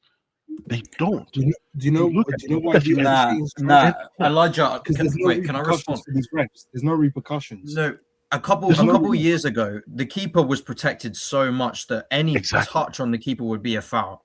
So the change in the football now from the rule change, that's what's caused it. It's a direct correlation of why this is happening. But critically, here's my thing. I would actually rather have what it was before than what is right now, because at the end of the day, are you telling me that you can't score a set piece without holding the keeper and a simple clear header? It's disgraceful. So basically, so tell me that to score a set piece, you need to hold the keeper, hold the players. No, so you're saying that you can't work as a set piece where cheeky run, interesting run, header, or I know it's hard. The binary goal, Robin, Ribery, Robin, volley, boom, no hold it. Like, that's full football. But the issue where, like, this keeper's been held, this guy's been held, this guy's going over, and it's just a hustle bustle, and then it's off someone's shin or off someone's left butt cheek or something, and he now celebrates. No, you can have contact in the box, which is completely fine, but you should have contact in the sense of, if you're going to be physical, it's always with the intention to win the ball. You go and watch corners nowadays, there are people getting physical. They're not even trying to win the ball. They're literally just trying to drag people down to the floor, push people over. Because remember, I think it was Liverpool and Arsenal who were doing the having your tallest players, your center backs coming directly into the box as the ball is being whipped in. That thing does not exist anymore. You don't see Liverpool and Arsenal do that anymore. Teams are now immediately just go and grab a guy instead of actually trying to set up a play or set up something to go for the ball. It's wild. I think for me, I feel like refs should be a bit more strict in terms of trying to catch it, because somebody is going to get punched in the head. I promise you. Of course, and that's the sad part. The English refs are incompetent. Like, someone's going to get knocked out by a goalkeeper because they're trying to force their way to protect themselves. And they're going to punch them. It's going to happen. Let me come to Widman. I'll come to you, Carla. Widman, talk to me and come to you, Carla. Widman, thoughts on this whole thing of anti-football, Arsenal anti-football and everything? I think that Hurstler is a total loser. I think that he's totally salty. Arsenal can win in whatever way they want if they win the damn title. I think that if this is the way that they're going to play, what have we clowned Arsenal this whole time for? They can't get it done. And what? Now we're going to clown them for getting it done? Doesn't make any logical sense. So I think that this is the rules. This is the rules that Arsenal play with, and these are they take advantage of referees, how they officiate, right? Sure, some of these things you could say, 50-50 foul, but they're not called. So but you know, Widman, that is such a brilliant thing, because I'm just seeing Don Sipster saying Arsenal horrible and everything. It's not Arsenal's fault. It's the referee's fault or the rules' fault. I think the message. If you call the foul, call the foul, and then Arsenal have to accept the foul. What's it? For me, I think it's the messenger that's wrong. If you're a fan and you said that, it wouldn't be the worst thing to ever say, because he's just salty, right? But the fact that you're a manager in it, and manager should state of football right now. No. You can't say that. He's young. Especially a manager that is 14 or something. Basically, it's the wrong messenger, to be honest. Mate, you're a damn manager of a damn team and your team lost. Oh, I don't like how they played. What the hell are you? He's got 9 wins all season. 9 wins. Exactly, bro. Yeah, out of 29. Poster boy of the craziest thing. Sorry, wait a minute. I was watching a video from Zealandism. He broke down the statistics a little bit of the situation, and it turns out that Arsenal per play, right? So it's not the total amount of time that they wasted, right? It's amount of time per actual opportunity that they would have to waste time, the amount of time that they took. The average is somewhere 30 seconds, right? Somewhere around there. Brighton themselves have wasted more time per stoppage in 3 different matches this entire season. So you can't tell me that you as the manager are saying this when your team that you manage has wasted more time per play in various matches this entire season. So this is why, if you look at into the statistics as well, it comes off of even more salty. Like the guy, Arsenal, as I said, they do take on average a little longer than most teams. The statistics is around the sixth worst, right? Around the sixth slowest, but they're not the worst, right? And ultimately, this is the rules that, as I said, the referees are not calling anything. The referees are allowing them to do this. If this is how Arsenal wins the league, the statistics and the Wikipedia page in 10 years' time will say Arsenal won Premier League 25-26.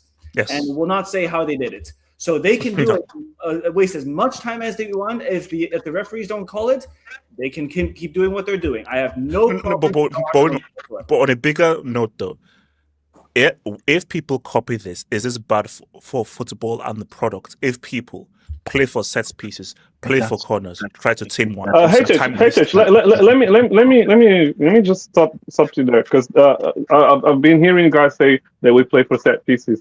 That's a misconception, because there's one thing is being the best at set pieces on average, and another thing is playing for set pieces. There's a reason why Arsenal leads the league in touches in the box. We just attack a lot. No, but Bessie, the thing is that like we don't do Arsenal don't play for set pieces. Like we can play football, but we can score from set pieces. The problem is that when you extrapolate that to worse teams trying to use that as their tactic, there are teams who in this league literally play for set pieces. Oh yeah, no, but I'm just saying that Arsenal doesn't necessarily play for set pieces. And also for me, one thing is if the rules do get changed, I think that's only going to benefit Arsenal in the sense that I think I don't know around Europe, but I'm pretty sure that Gabriel Magalhães is probably one of the best at attacking corners. So he's amazing. I think he's amazing. If they start to protect players and so on and everything, wow, like this guy's going to be in the running for the Golden Boot, in my opinion. Okay, so defenders will be top scorers. Your Dan Burns, your VVDs, they're going to be top scorers. So basically, wait a minute. My thing though is if I don't, let's say if it's a UCL game, I've got to watch Arsenal because it's a UCL game, and I'm a UCL merchant, and this is a UCL channel. If it's a big game, I've got to watch them. If Arsenal are playing some other team, I'm not watching Arsenal because there's not a team that are enjoyable to watch. So just from an enjoyment point of view and an aesthetic point of view. So that's where I'm going to Whitman, talk to me. The thing is, Arsenal, as Betsy said, they don't play for set pieces necessarily, right? They take advantage of set pieces when they get an opportunity, right? But it's not like there's this team, Everton. Oh my gosh. These guys, right? I saw people comparing Everton, the way they take their corners, to how Arsenal could take their corners. I watched that Everton versus Man United match. There's nothing close. Nothing close between the ways that the two teams take corners. Arsenal have a plan for every set piece. Yes, it's a little messy, but they at least have a good execution and an actual, they actually think about what they're going to do. Different sets, yeah. Everton will straight up just put 5 guys on the goalkeeper. That was wild. It's insane what these teams do. Pushing them into Arsenal is nothing compared to these other teams. If anything, Arsenal has copied. This has been in the Premier League for years, right? This is nothing new. The only reason why it's getting so much traction right now is because Arsenal are doing it and they're top of the league, right? The reality is, and people hate Arsenal fans. So. And we used to play good football, so we're going against our reality of the Premier League right now, right? That just the history of the Premier League in the last 10, 15 years. This is how they play. And Arsenal have taken a little bit of that and are being very successful with it. And you can't blame Arsenal for that. You have to blame the guys that actually, that are going really crazy with that. So the Evertons, the Brentfords, these kinds of teams, right? Wait, hold on, wait. Isn't that a standard in football? I say that Arsenal, when they can cross, they intentionally smack it on a plate to get it. No. I think the criticism towards Arsenal in set pieces is the fact that from open play, people will bring up the goals sort of argument, but from open play in a creative sense, Arsenal are poor. Let's just cut. Let's not try and hide this season and maybe last season, but no, but even this season, from a creative sense, when a team wants to come and play Arsenal, Arsenal will come and play them, and you end up getting a good football match. But when the team put the block and they say, Arsenal, come break us down, in terms of where are the solutions and the creativity to say there's 10 people in front of us, how can we move and manipulate the ball? In that sense of the game, Arsenal are poor at it. So people, and the problem is that is the majority of the games you're going to play as a league-winning team in a league. But to be fair, every team is kind of poor at it lately. There's no dribbler like that nowadays that can dribble. It's more. But City have Churchill, bro. Wait, hold on. Whitman.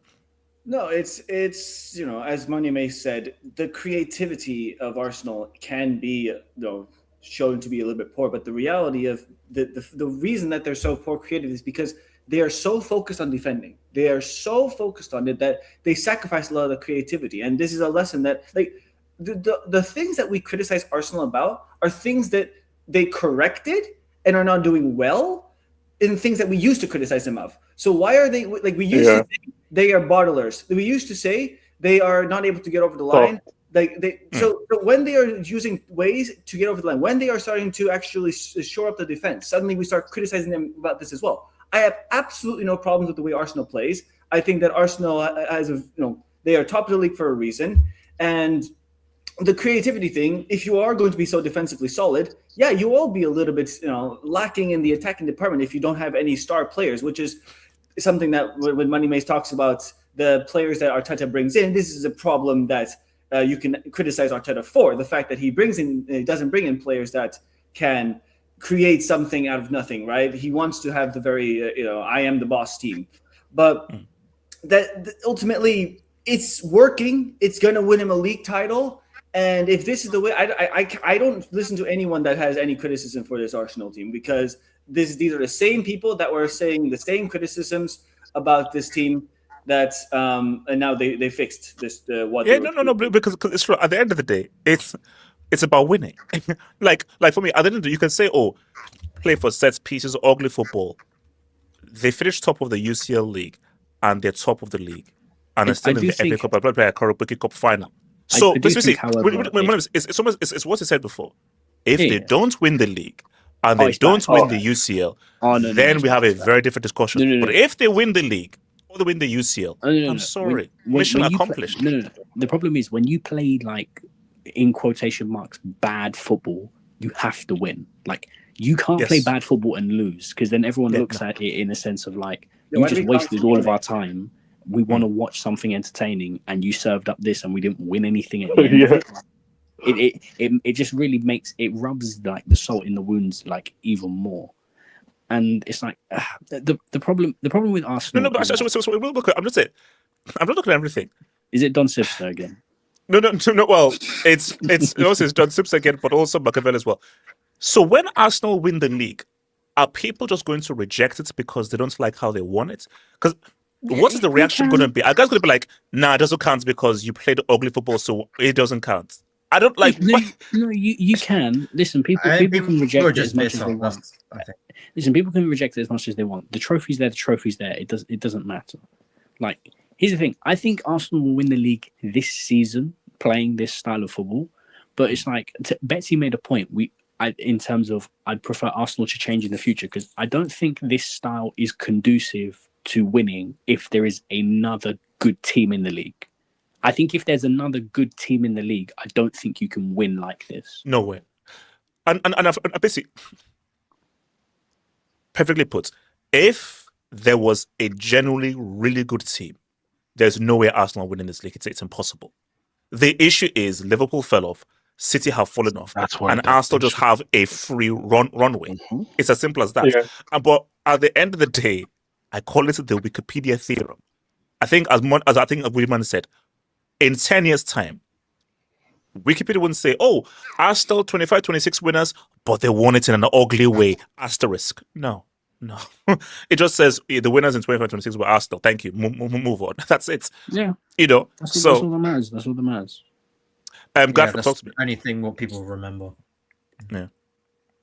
The guy from Little Mermaid that was talking about this game, the Brighton manager. Look, That guy also like he I mean, with all due respect, bro, you know when this guy was talking, I thought he was like 8, like oh wow. 9. I went to go and look at the table. I went to look at the table, and I was like, this guy is like 14th, and I'm like, bros, with all due respect, like I'm not listening to you. I don't care who you are. Like I'm not listening to you like that. Especially when I saw. Look, to be fair to Brighton, they did play well. I watched the game a bit. Yeah. They did play well, but they had no bite in attack. Like they didn't really do much in attack. They just kept on bypassing Arsenal, but they didn't really do much in attack. And here's the thing: I've seen Arteta himself play well. I've seen him play good football. I saw 2022, 2023, he was good. 2023, 2024, he was also good. But what did that get him? Nothing. Yeah. It didn't get him anything. So I don't blame my guy for thinking, you know what, let me just get over the line this year. And here's the thing. The Premier League, how do I put this nicely? The managers. Just say ass cheeks. Just say ass cheeks. No. I want to say they're more stupid or just dumb, like in the terms of the lower teams, because they don't know football. They think they do, but they don't really do. Because all they do is just copy who's at the top. That's what they do. Thank you. The fact that Pep has to come in and then you guys that copy. What kind of brain dead don't? No, what kind of brain dead Donkey Kong copies a master in what he's good at? Like, especially when the guy can literally, you know that City spent like money on 11 players in just two to 3 transfer windows. Like, bro, you're not gonna beat that team. And I'm seeing you guys use was it Renato Sanchez or is he playing out from the back? No. And Gary, do you know what the best thing is? When Pep was on top, he bred all of these guys like, "Oh, you're doing so well," you know. Yeah. No. The funny thing is that these guys would get spanked 8-0. Pep would glaze them like, cool. Keep losing 8-0 and him glaze you. Keep doing that, idiots. And then they'll be like, "Oh well, we cannot replace Pep praised us like the." He tried to do that before the Champions League final in 2021. He tried to glaze. I've never seen a lot of Piers Morgans to Cristiano Ronaldo people in my life. No, and that's the thing. Because my guy came and broke records. This is why the national team. We cannot replace him. We cannot. That's one of the best ever, bro.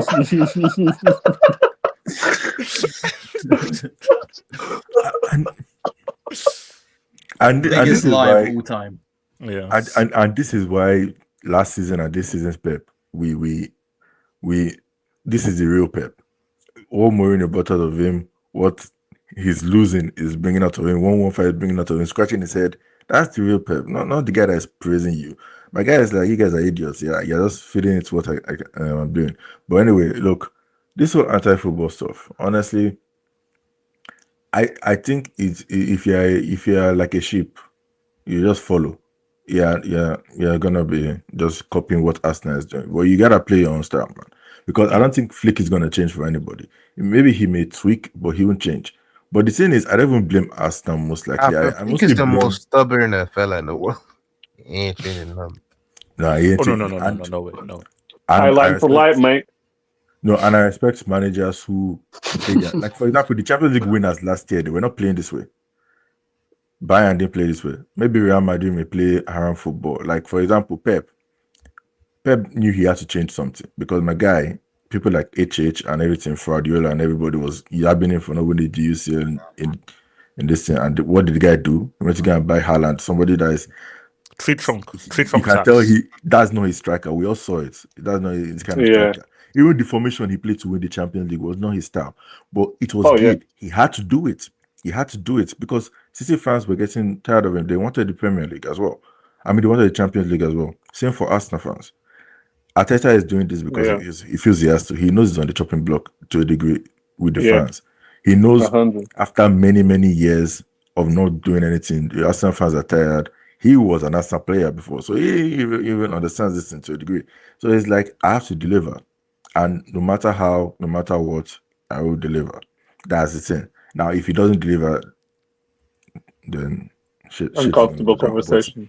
That's what we're But here's the thing. If he actually doesn't, I don't know what to say. Like, wait, if it doesn't win the league, he will. It's impossible to not win the league from this position. No. Like, guys, this is no reverse jinx. Like, it's done. Like, well, you might have to do something to yourself. If this guy doesn't win the league or the UCL, bro, I'm gonna have to do the Wesley Snipes, bro, when he had to kill his homie, bro. I'm sorry.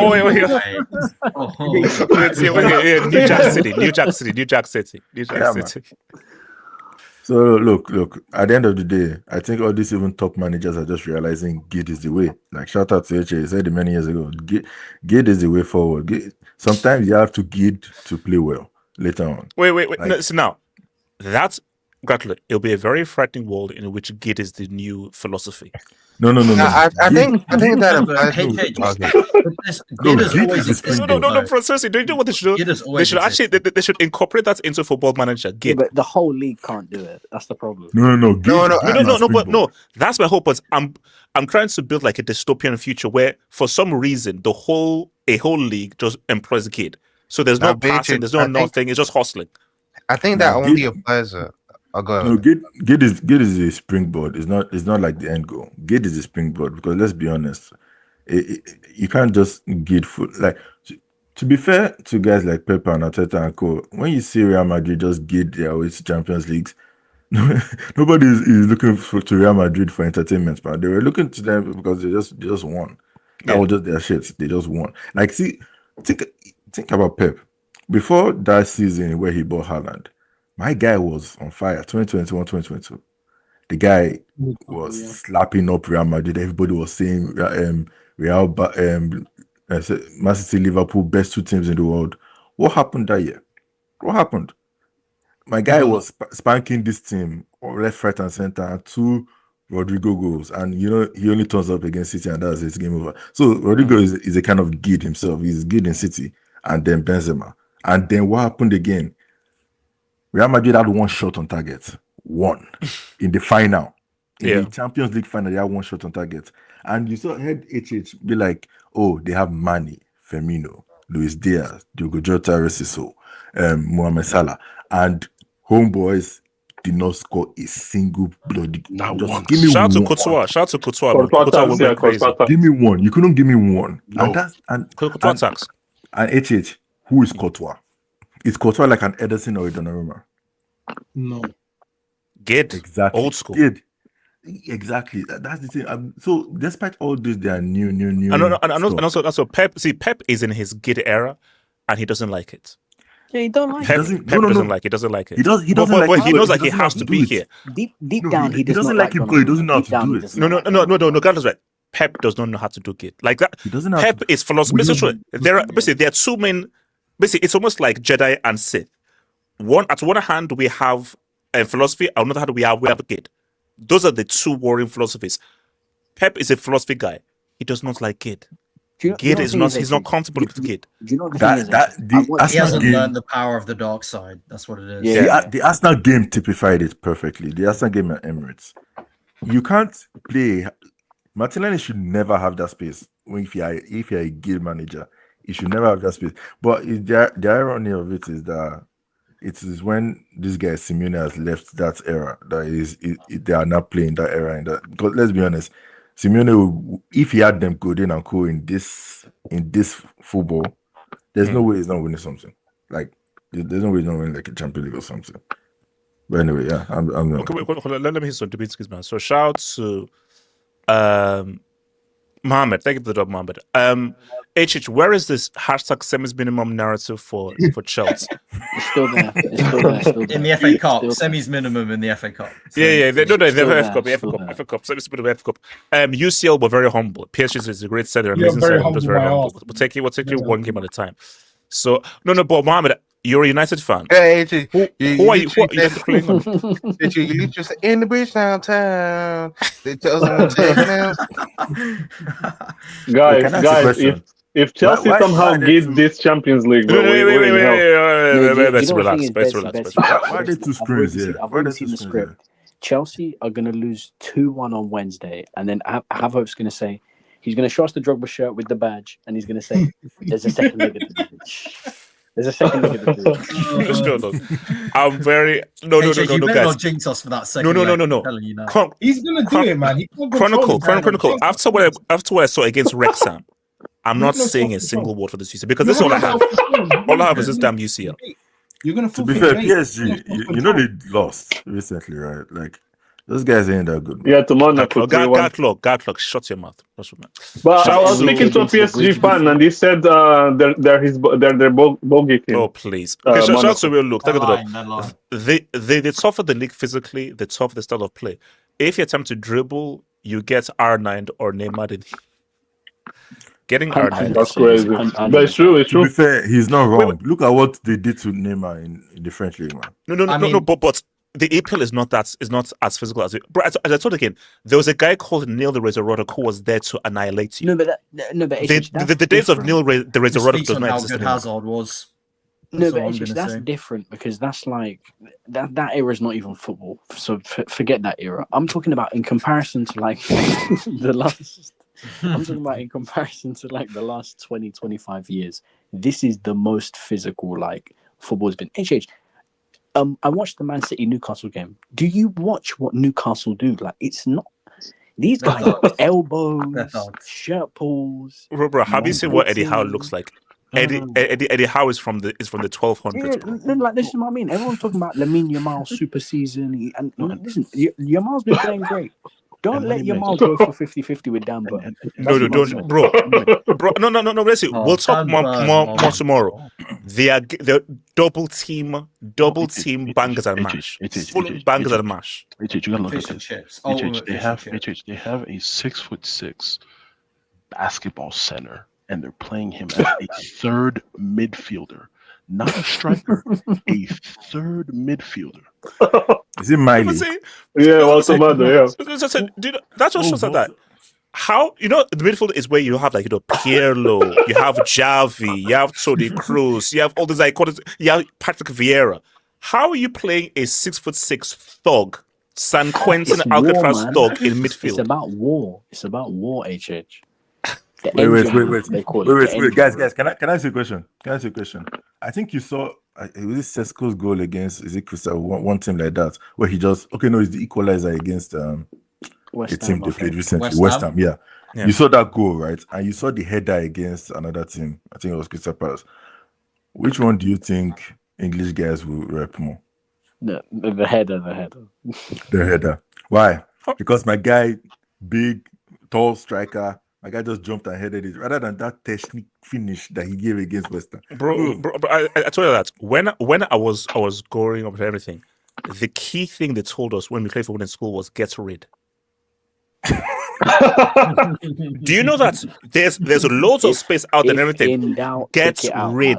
If in doubt, kicks it out. Get rid. Hoof it. No, because there were times when I would do dribbles, dribbles, and everything like that, and nothing was anything. And there are times when I'll just run up and down. Basically cardio. And I'm like, yeah, man, I didn't have a very good game. Just was cardio. And guys said, Gallagher. Well played. Look at us. I say, well, all I did was cardio. you just played like Conor Gallagher, like pick Messi or pick Maradona. No, I'll just do. Basically, it was cardio, full on Gallagher, and guys were saying, well done, well played. I'm like, wait, so how do you view football? You work hard for the team. Adama Traore is a winger in this league, bro. Oh yeah, do you know what's the best thing? HH, when you go to you've been to the stadiums and to watch games and that sort of stuff. Yeah. It's so good hearing other fans' opinions. Like you're just listening and you hear people. I remember I went to go watch Arsenal Liverpool at the Emirates, and there was this one guy sitting in front of me, and he was like, "Man, Milner, he's everywhere. Such a great player." Don't get me wrong, Milner. Shout out Milner. Shout out, but come on, bro. Yeah, I mean, don't shout here, but but I've never complimented Milner in my entire life. Somebody wanted to rep Henderson over Salah one time just because Salah was like, bro. Yeah. No. But I think but I think again, it's those are hardcore for fun. Basically, it's almost like this. Like I remember, I think it was Chelsea. Was it Chelsea Leeds? Like Carabao Cup game I went to go and see at the bridge, and there were these two fans in front, and these guys had just literally been just from the road. All this, and it was a guy and his girlfriend, and all these guys did was just scream and shout. All they would just go, hey, come on, why? Hey, they're supporting the team, bro. What's wrong? What, chanting? No. Betsy. No. There's chanting and there's just screaming. Chronicle, it was a throw-in and they were screaming. The ball was out of play and they were screaming. It was halftime and they were screaming. So I was like, you're not actually here to watch the game. You're just here to go mad. Yo, can I ask a question? Why did they zoom in on people rubbing the ball with the towel nowadays before they take a throw in? Because for what has changed. Every time someone gets a corner, they show the set piece coach on camera, man. Bro, that started with us, bro. That started with us. Guys, that just shows you how football is. So whenever there's a set piece, it goes widescreen, 16:9, and there's like a slow Martin Scorsese zoom into the set piece manager. And also the set piece manager, he knows he's being filmed, so he's like, no,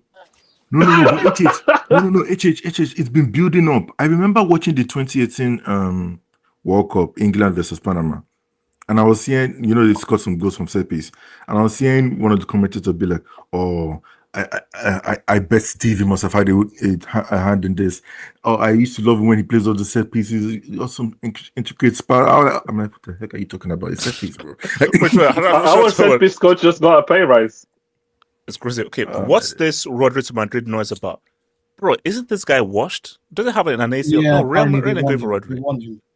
Either on a free transfer or this summer. Bro, Roger is cooked, man. Like, no. He's cooked. This guy's cooked, bro. No, he's back to normal, man. They're desperate. Okay, no, it's either It's either Rodri or Thiago Patriarch or whoever that guy is in that midfielder. As long as he doesn't go Barca, basically, Perez is going to put a gun to someone's head and get to Vitinha. So that's the thing. So. No, he's getting Rodri. He's getting Rodri. Shout out to Mohammed. HH, can you tell your panel why you said Werner is better than Lukaku? By the way, I have got receipts. Pull up the receipts. Oh wow, that's a lie. That's a lie. And guys, in this world of AI, you have to be very wary. In this world of AI, everywhere. There is no way chance in hell I'd say that crap. Come on, clutch. Betsy is part of the. I'm not going to say that because I don't know what that. Ashburton Army. Ashburton Army. That's one of the. One of our. What is that? It's the Arsenal ultras, in quotation marks, ultras. Kind of, yeah. Wait, Ashburton. Wait, why is he saying I'm from? Wait, what is it, Ashburton? Why you call it Ashburton Army? Because the Emirates is in Ashburton Grove. So guys, I've changed, guys. I think Tottenham might go down this season. Let's go, bro. I was waiting for this one, bro. I need my 6 points. I was watching that Crystal Palace game. Abdullah, what 6 points, bro? What are you talking about? No, it's green screen. Wait, Abdullah, put it on your camera. What was that crap? It's his house. Yeah, that's a nice house, bro. Nice house. So Abdullah, where are you? I saw you pop up. Where are you? I didn't know you was rich. That's crazy. So Abdullah, we can't see you. Yeah, that's those MTV cribs, man. Bro, everyone on YouTube lives in that house. Wait, what? Abdullah, the other day I saw Hamza at your crib, bro. The hell is bro? This is so disgusting. How tall are you, bro? Your crib is being passed around, bro. Yo. I wish you guys should have saw like the way my smile just went out of my face. Like I was seeing the crowd. I was like, hey, they want to see the pixels and shit. I'll remove the. He's lifted.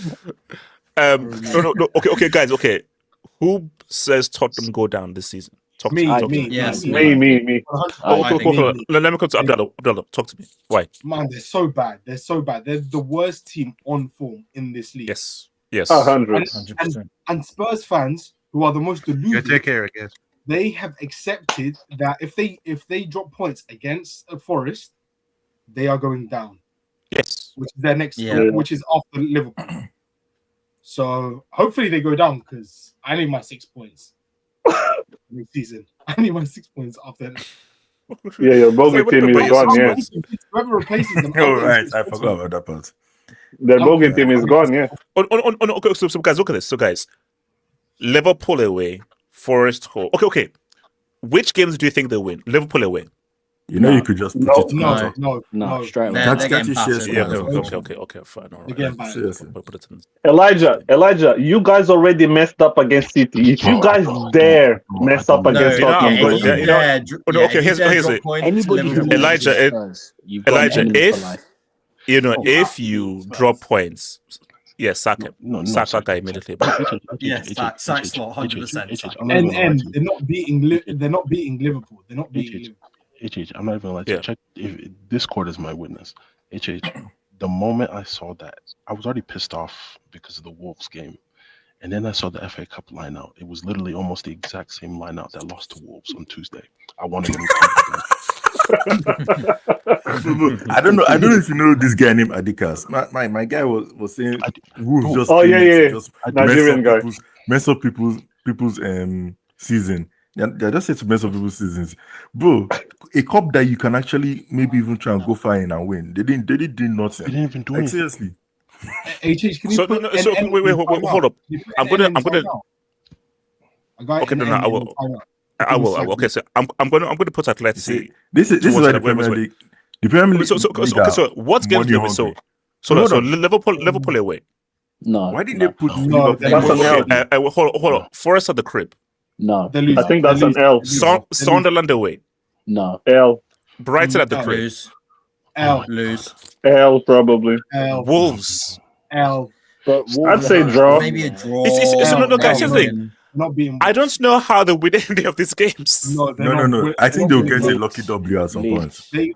I think Wolves. I think they scrape Wolves. I think they can scrape no, they don't. Wolves away. No, they don't. Wait, no. Wait, the way Wolves are playing, no. You see, you never know. My thing is that they may scrape Leeds. No, Leeds will survive. Nah, they're worse at home. HH, listen to me. They're worse at home than they are away. Okay. Chronicle. What game would you give them then? Because we're not going to give them Wolves. Wolves. I think Wolves. No, I think I would. I think they would get lucky against Wolves. Wait, would you guys say that? Because I think Kudus is coming back soon, right? So maybe that could help. No. If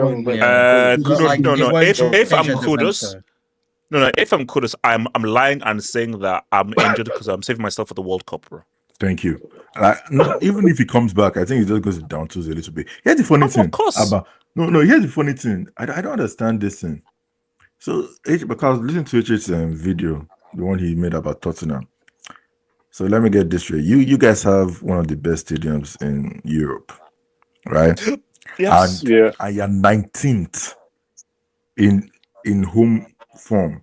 Yes. How does that, so I'm paying. What am I paying for in that stadium to do? I think they saw 2 wins this season in the league. Just a nice facility. I think it's 9 L's, 2 wins. They haven't won this year. So what am I paying for? Because think about it. Has to be the dumbest move they ever made, man. No, but see, hold on. See, here's my thing. Moneymates, thank you. It's the dumbest move. I think he's gonna get sacked. Bro, because you're trying to fight relegation and you're getting Igor Tudor to do what? Dumbest move. If he loses to Forest, I think he gets sacked. No, do you not think? Guys, I think so. Guys, here's the thing right now. This is a job for Sam. Yeah, it's a job for Big Sam. Or he's just been. This is a job for my ginger friend who got sacked. Dash ball. Yeah. Dash. From where? Where was he from? Where was he before? Forest. Oh. Yeah, last job was Forest. Yeah. No, because here's the thing. Do you know why I believe that they're gonna get? See, I think if Thomas Frank stayed, they would just about survive. They'd stay up. They'd stay up. That's but basically, why this is so bad is that you've got a guy that doesn't understand this league. No, you've got a guy that doesn't understand how to beat relegation.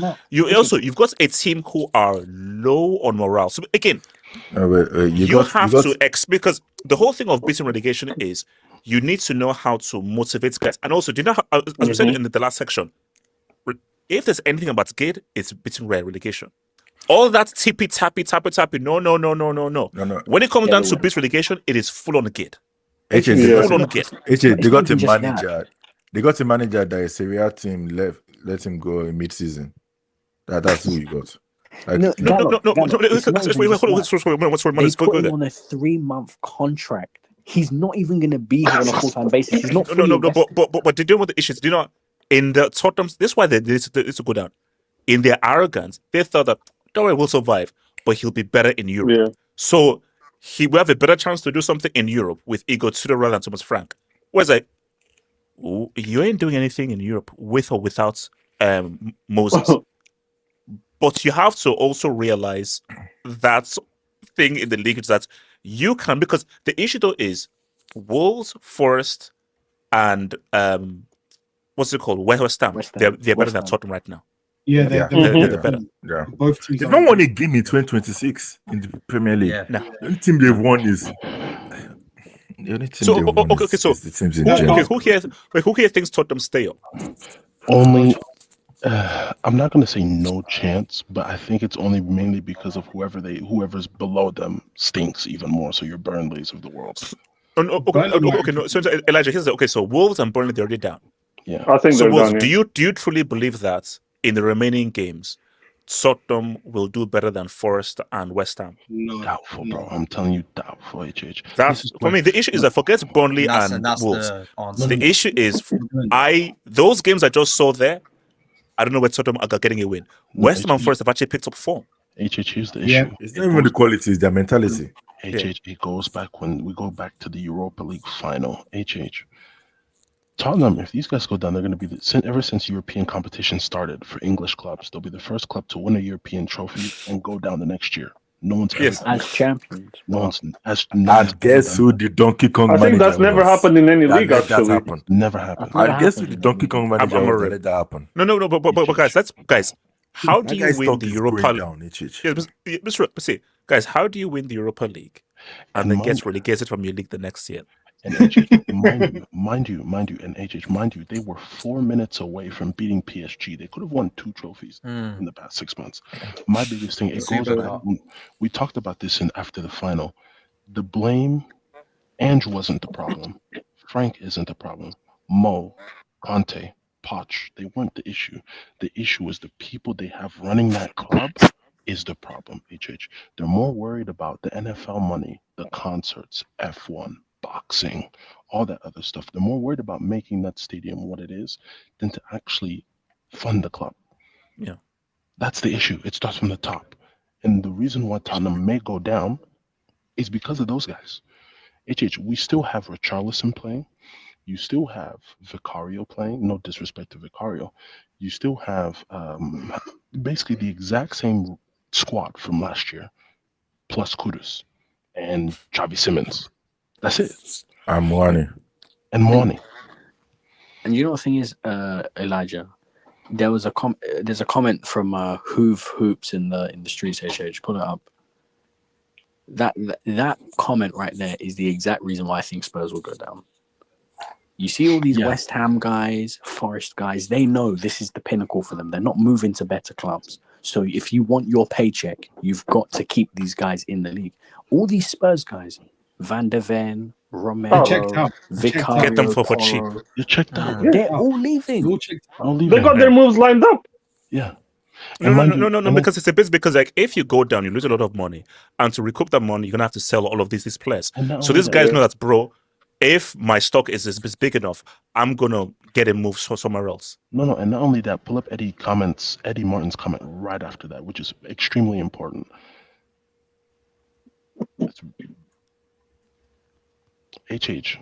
When United got relegated in the 70s, they got relegated. They were actually trying. The only thing was results. There's a video on it.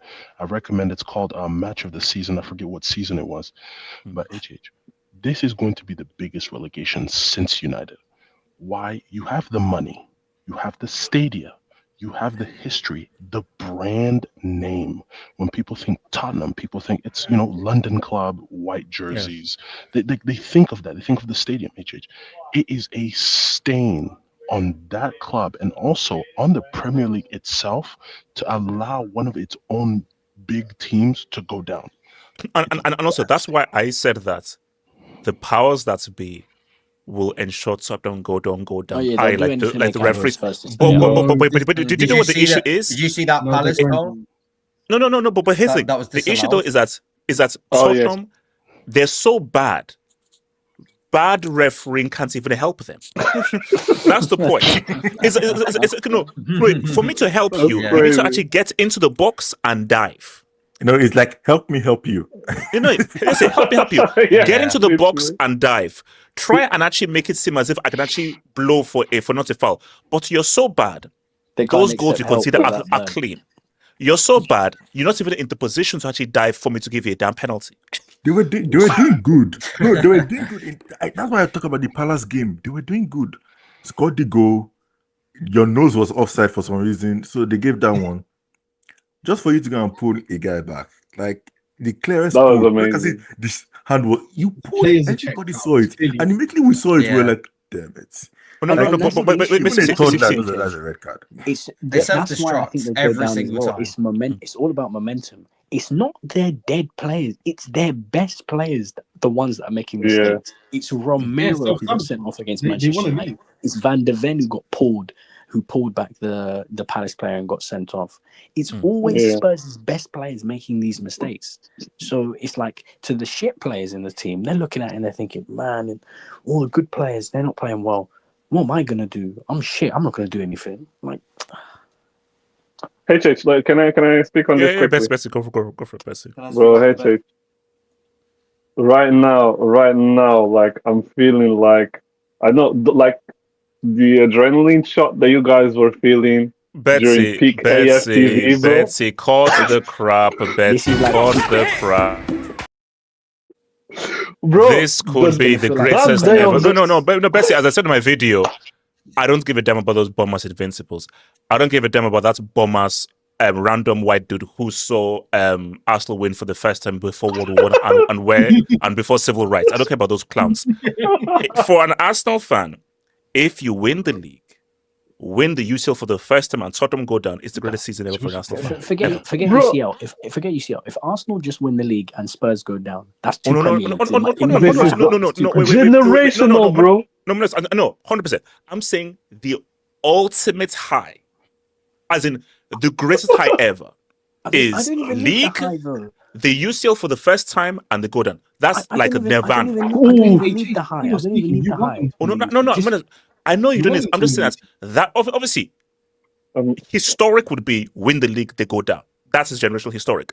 I'm talking about where guys may jump off a building due to excitement.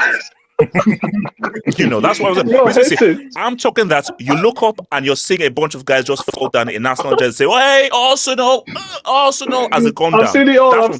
I can go. That's why last year for me was so amazing for me because it was like, no, that was crazy. No, that's why last year for me was so huge because it was number 20, United finishing 15th, and you lose a European final. Crazy. Everton finishing 13th.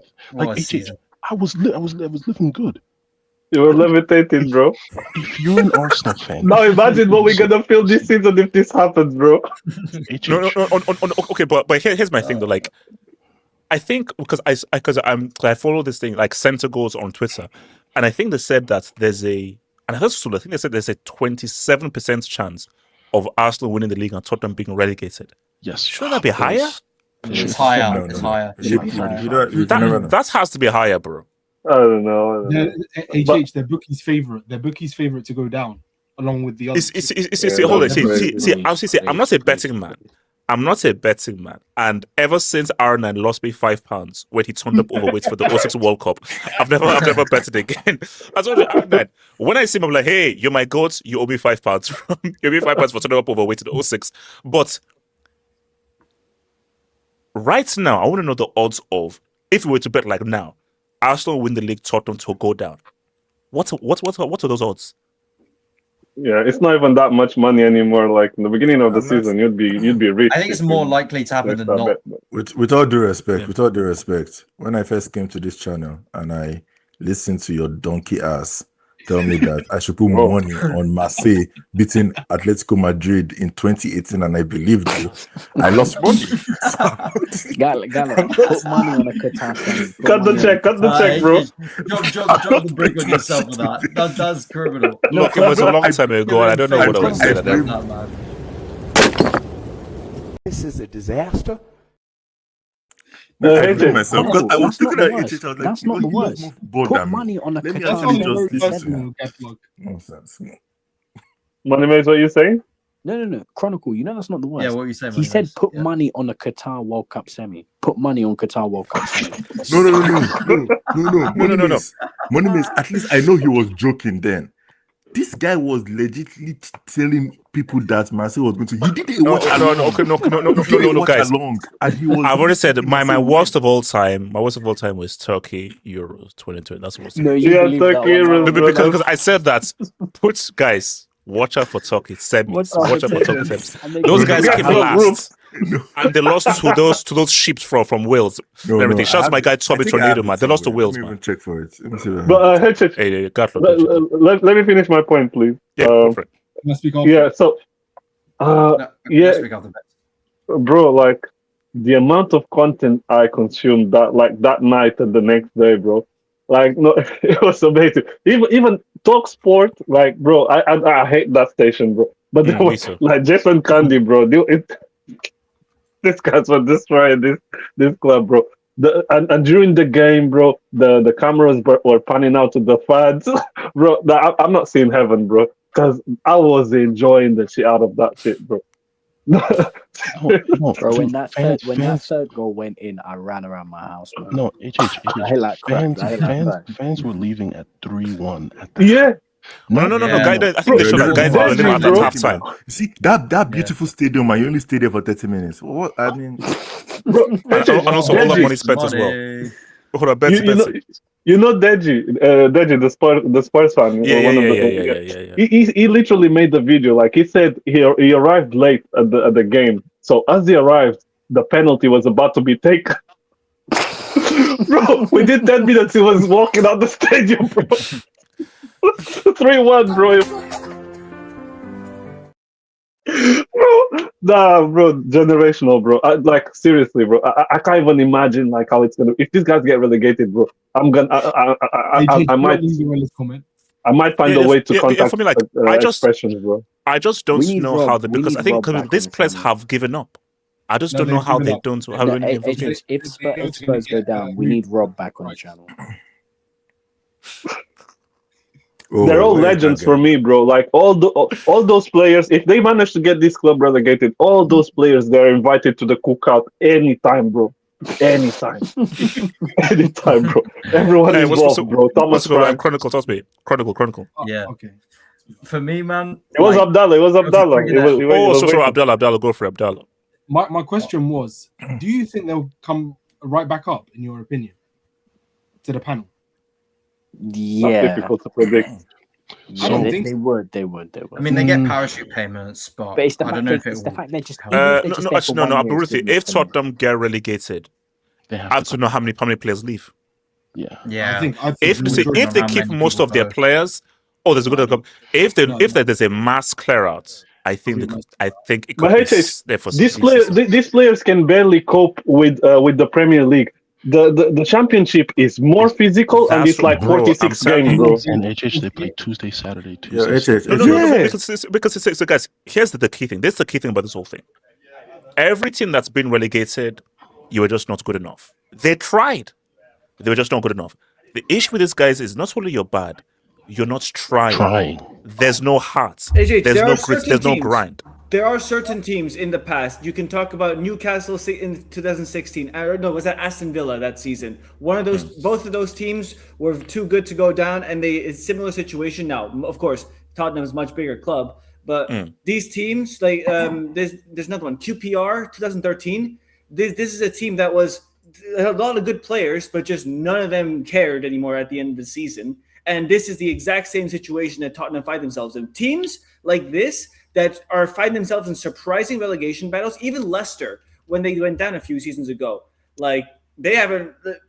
They're going down. Once they get into the relegation battle, it's too late. Once they realize. So Whitman, do you feel they will go down? They're doomed. It's completely over. They have no mentality to be fighting in the front that they're fighting right now. The players are all thinking already about next season. Where am I going to go? What's the next play for me? Am I going to stay?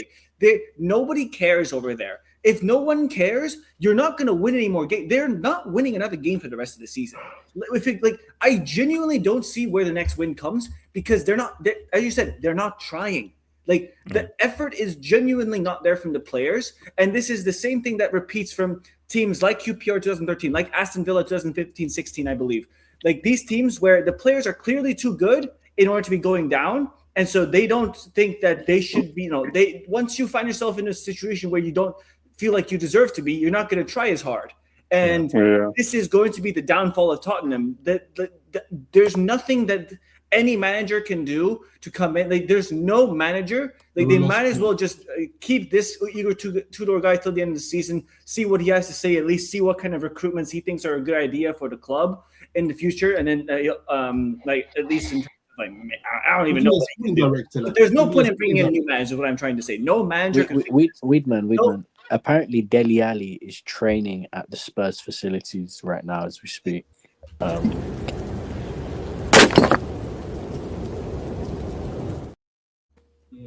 Okay. Also, Are you saying that's in order to help the situation or hurt the situation? I think that's going to exacerbate the situation. Though. No, but it's a question. When we're done with this, you can present yourself. I'm not presenting anything. Can remove that. Just 40 seconds. I know, it's not. Elijah, what are you saying? I was gonna go back to Bezzy's point because he brought up the betting idea. I just asked ChatGPT to do some research for me. If you had put down $100 that Arsenal win the league and Tottenham get relegated, you would make $11,000 right now. That's decent. That's decent odds. Imagine what it would be in the beginning of the season. Elijah, don't do this to me. Elijah, why did you have to say that? Elijah, why do you have to say that? Say it again. If you put out $100. Yeah. American odds you to get $11,000. If I convert all my membership, there's no point now. We're not getting Monday membership. No. Guys, that is very tempting. Gallo, that's 100 years of membership, man. That's 100 years of membership. Not now, but at the beginning of the season, not now. Now that's $300. But at the beginning of the season, it was $11,000. Wow. Oh wait. Is it Elijah? Can you just 3-1? What? 3-1. So wait, hold up. No. Hold up. What the fuck you talking about? So Elijah, if you went corrected in the streets, my dumbass would have gone up to that bloody betting thing. No. Put down 100. Be like, hey. No. Arsenal win the no. Elijah, shush. Arsenal win the league. Tottenham get relegated, and I'm like, guys. It's been good and everything. 11K is coming soon. I think I'm just going to take a break for 3 months. Then I get to the check. It says 300. I'm like, wait, hang on, what? I'm like, oh, sorry. That was at the beginning of the season. And then Elijah, I'll come to Denver surfing and I'll choke you out. No, I didn't pause. Yeah, pause. That's like when you think you won the lottery, you already kicked your wife out. You said to your wife, "Look, I'm leaving, bro, blah, blah." And then you get to the place and you didn't leave, and then you have to come back to your wife's house. Or basically, like, you got the wrong number. It's like, wait, I swear this is no, it's a 6. I swear it's a 9. No, it's just a 6, bro. It's a 6. I get your bum out of here, bro. It's a 6. Get back to you. I say, hey, babe, no, sorry. You looking through 3 or 3, babe, out the window. Like, hey, babe, are you still there? I'm sorry. Babe, I'm sorry. Come back. Bring your clothes back. Sorry. I'm joking. For burning your thumb and everything. Yeah. HH, don't be a sports. Just bring it up. I'm not bringing it up. Chronicle. Up to me. Look, I think we all know that they're going to go down. I think. Oh, so you believe 100% they're going to go down? Yeah. I'm a bit worried now that everybody's saying they won't go down. No, I've been saying this for a long time though. I said I don't care where they are in the league. To me, they're the easiest fixture in the league. How long? I promise you, for months, probably not on the panel. Yeah. Maybe I didn't have evidence on the panel, but I promise you, I've never rated this team, even last year as well. They are just Crystal Palace, put into context. These guys have been on horrific form as well. They couldn't buy a win nowhere apart from the Conference League. And they turn up to Spurs away, completely controlling the game, even at 11 men. It's unbelievable how easy it is for everyone to just play off the park against them. For me, please, can everyone do their job? Because on game week 37, I'm going to Stamford Bridge. It's the last home game of the season. We can send these fuckers Chelsea down. fan that day. Yeah.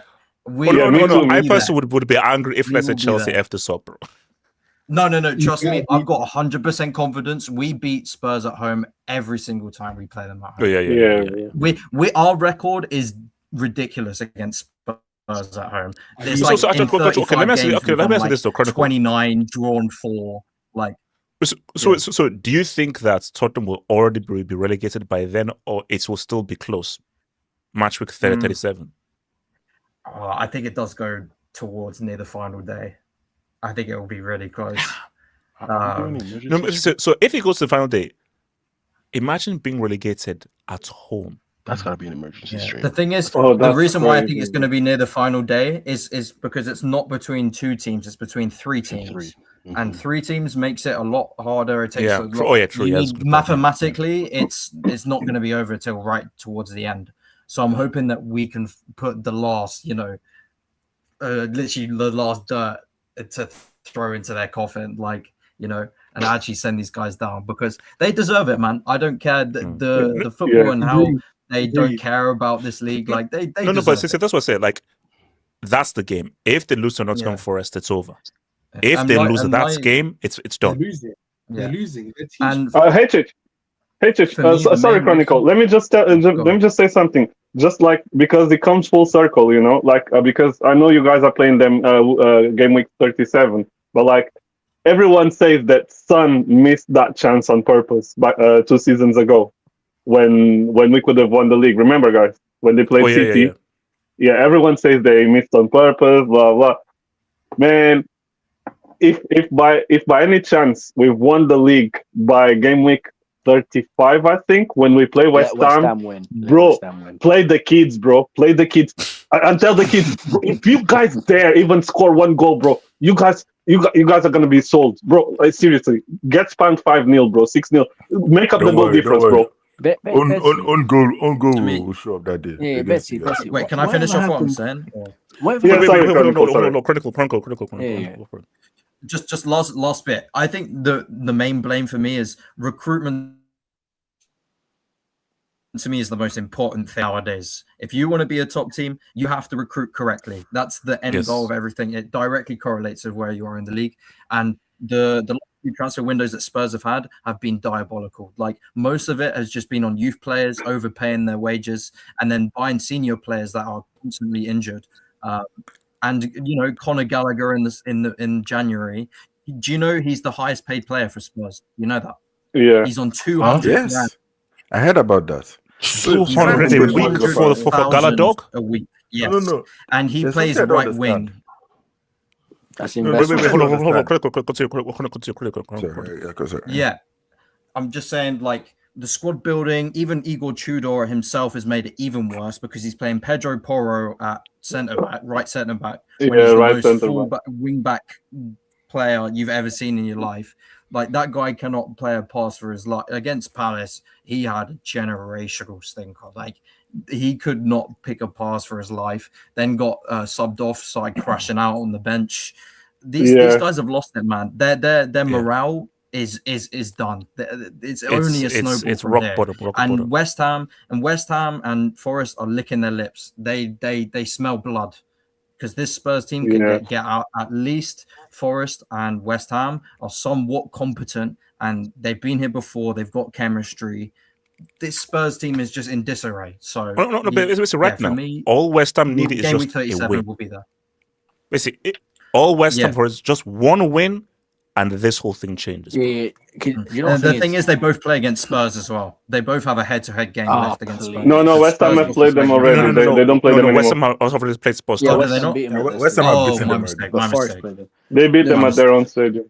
No, because the thing is that like I think if Spurs are to stay up, they have to stay out of the relegation zone. I think if they enter the relegation zone at any point, it's done. It's over. Like it's just like the moment they're in the relegation zone, psychologically, mentally, they're like it's over. It's done.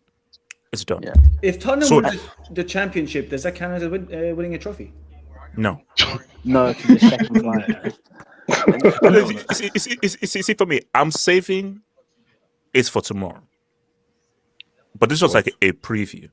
Simeone. Simeone, don't you dare. He wouldn't dare. He wouldn't dare. No. Let's save. Let's save it. Let's save it for tomorrow. Liga's under review. Let's. Wait. This guy says no. Throw that bomber in prison. What do you mean by like that? No, you said the league, not. I don't care. Incarcerate that's bomber and everything. But wait, we'll talk to him because guys, don't you dare. Because I have a very frightening scenario of a team is fighting relegation and playing a UCL quarterfinal. It's not gonna happen. Get your bro, a team is one game away about to prepare for the championship, and they're pulling up to a UCL. Let's be honest. If we have a quarter finalist of a team that is doing preseason and one that is fighting relegation in the Champions League, I'm sorry, how do I put it? Champions League have to lose some aura points. Like they have to lose some aura. Like the champions, they need to change the song. It doesn't. The fact that Tottenham has basically they need to get No, okay. Has there ever been a team this low in a domestic league in a UCL knockout? In a UCL last 16? Yes. Gotta be Leicester. No. Leicester would not this far down. Leicester finished 13th or something the season after they won the league. No, I mean, okay, not finished, like where they were at that point. No, basically where they were. Where they were. Leicester City were not 17th. I think they were. I don't think they were that low. No, but Leicester were better than Dortmund. Spurs. I remember Dortmund were in the relegation zone when they played Juve. Around the time, I think they had gotten a little bit. That's true. They were last. They were last in the league. They were last at some point. That's crazy. 2014, 2015. In all seriousness, they need to get their priorities straight and tank that Atletico Madrid game. Bro, forget the UCL. Money makes they brought Igor Tudor to win the UCL. Wait. The problem is though, these players. This is how. Yeah, go on, Money Mace. Go on. No, forget the UCL. You have a league to stay in. If Chelsea were in the UCL, but they're like in 19th place, are you telling me you care about the UCL? That would never happen. I'm sorry. With all due respect, I know I like to banter. We like to banter each other. That will not happen. Although with blue co, who knows? Who knows? Hey, look. With this blue co, nothing. Don't put anything beyond. I never thought I'd see a team spend like the GDP of a continent and finish 12th. So and speaking against Wrexham, the GDP of Nigeria. Good times, bro. It's like, with all due respect, it's like all the good black guys went to Madrid. All right. Chronicle. You want to respond? Chronicle. Yeah. I just wanted to add on to what Money Mace is saying. Yeah, they should definitely prioritize the Premier League, but I think the players are going to try and do self-serving interests. And because they want to leave, they're actually going to be more up for the Champions League game and actually be like, look, this is what I can do. Try and get to a better club. Forget about the relegation battle. You know, like I can actually see the better mentality in this game. So who would they play in the quarters? They've got Atleti. Barcelona. I think it's the Barca. Okay, yeah, they're yeah. It better be Barca. Wait, man. I'm saying right now. If Barca play against Spurs, but Barcelona would be a bloodbath. Destroy Tottenham. I don't care what kind of mentality.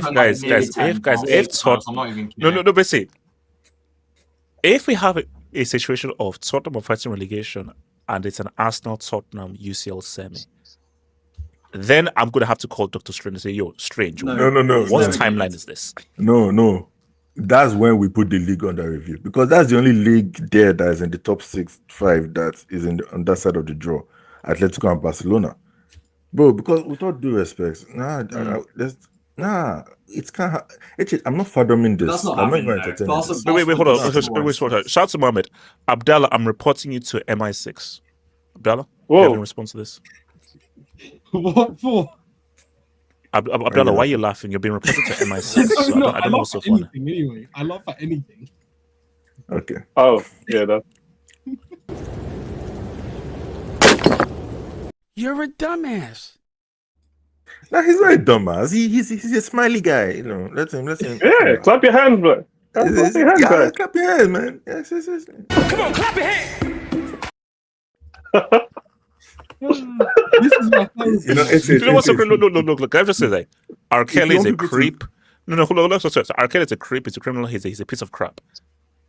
Do you know what it means to say "clap your hands, yo" when you're doing the rendition of a national anthem?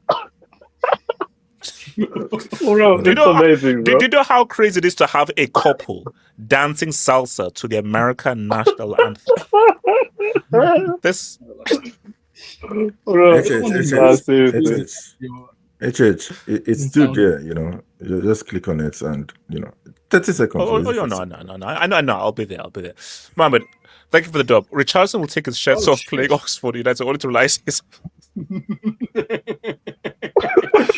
Bro, Richarlison doing the chicken celebration against the Doncaster Rovers or Oxford United that'll be peak. Yeah, and it's a consolation goal. Yes, also, guys, let's bro. Richarlison better walk up, bro. Ain't no one buying you, bro. Ain't no one you buying. I saw a video on Twitter of Lincoln City. You know, they're top of League One, so they're gonna go up, and they were singing Tottenham away, ole ole, at their stadium, bro. That's messed up. Shout out to Fred. Levy wants more Taylor Swift concerts at the stadium than trophies won. Even Dakar man just couldn't flog a trophy. Ange had witchcraft. So no. But let's be real. This isn't on Levy. It's partly on Levy. No, because for such a long time, you prioritized business over actual players. Remember when Tottenham were the only team, the first team in EPL history to not spend one kobo in a transfer window? I think that. Do you know what it means to not spend one kobo? That was actually after doing well that season. Yeah, I think that was after the Champions League final, if I'm not mistaken. Yes, it was after the UCL final, and this guy's. And that was the best time to buy. No, like people who come to you. No, it was before the UCL. It was before the UCL final. It was before the UCL final. They didn't spend anything, and then they reached the UCL final. So but guys, do you know who's laughing right now? Yeah. Look, guys, Big Ange is laughing his face off right now. Oh, why? Yeah. He finished 17th. How's he laughing? He has a European and he won a trophy. He won a damn trophy with these guys. And I'm sorry, under Big Ange, they were in a much better position right now. Yeah. AJ, have you seen the interview that he's done with Gary and stuff? Yeah. I saw. He's definitely fucking laughing. 100%. Yeah, definitely. Come on. 100%. Just to okay, what if Spurs go further in the UCL than Arsenal? Impossible. Yeah, impossible. Yeah. No. For them to go further, they'd have to beat them in the semi-final, and that's not happening. They're not. Because my thing is maybe Spurs. Maybe Leverkusen have some difference.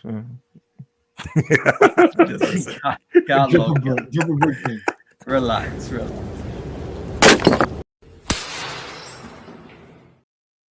Yeah, Spurs, they're not going further, bro. They're not going further. Shout out to J. Jokin. What if Spence locks up YAMAL? Hey! Nah. Spence penitentiary, bro. Black on black violence. He's always saying, bring your best winger. Okay, so say. Hold on. If Spence locks up YAMAL, should I remove his Olusegun Chief Oga status? Because, it's only one game, but I'm sorry. Being locked up by any of these dudes, I can't call you Olusegun right now. Spurs is just the most unserious club in the world. Because he's Chief Oga Lamin Olusegun YAMAL. If you get locked up by any of those bombs when the Spurs go marching in, I'm sorry, I can't call you Olusegun, bro. I can't, bro. I can't. Guys, this was real. I'll see you tomorrow. UCL previews 1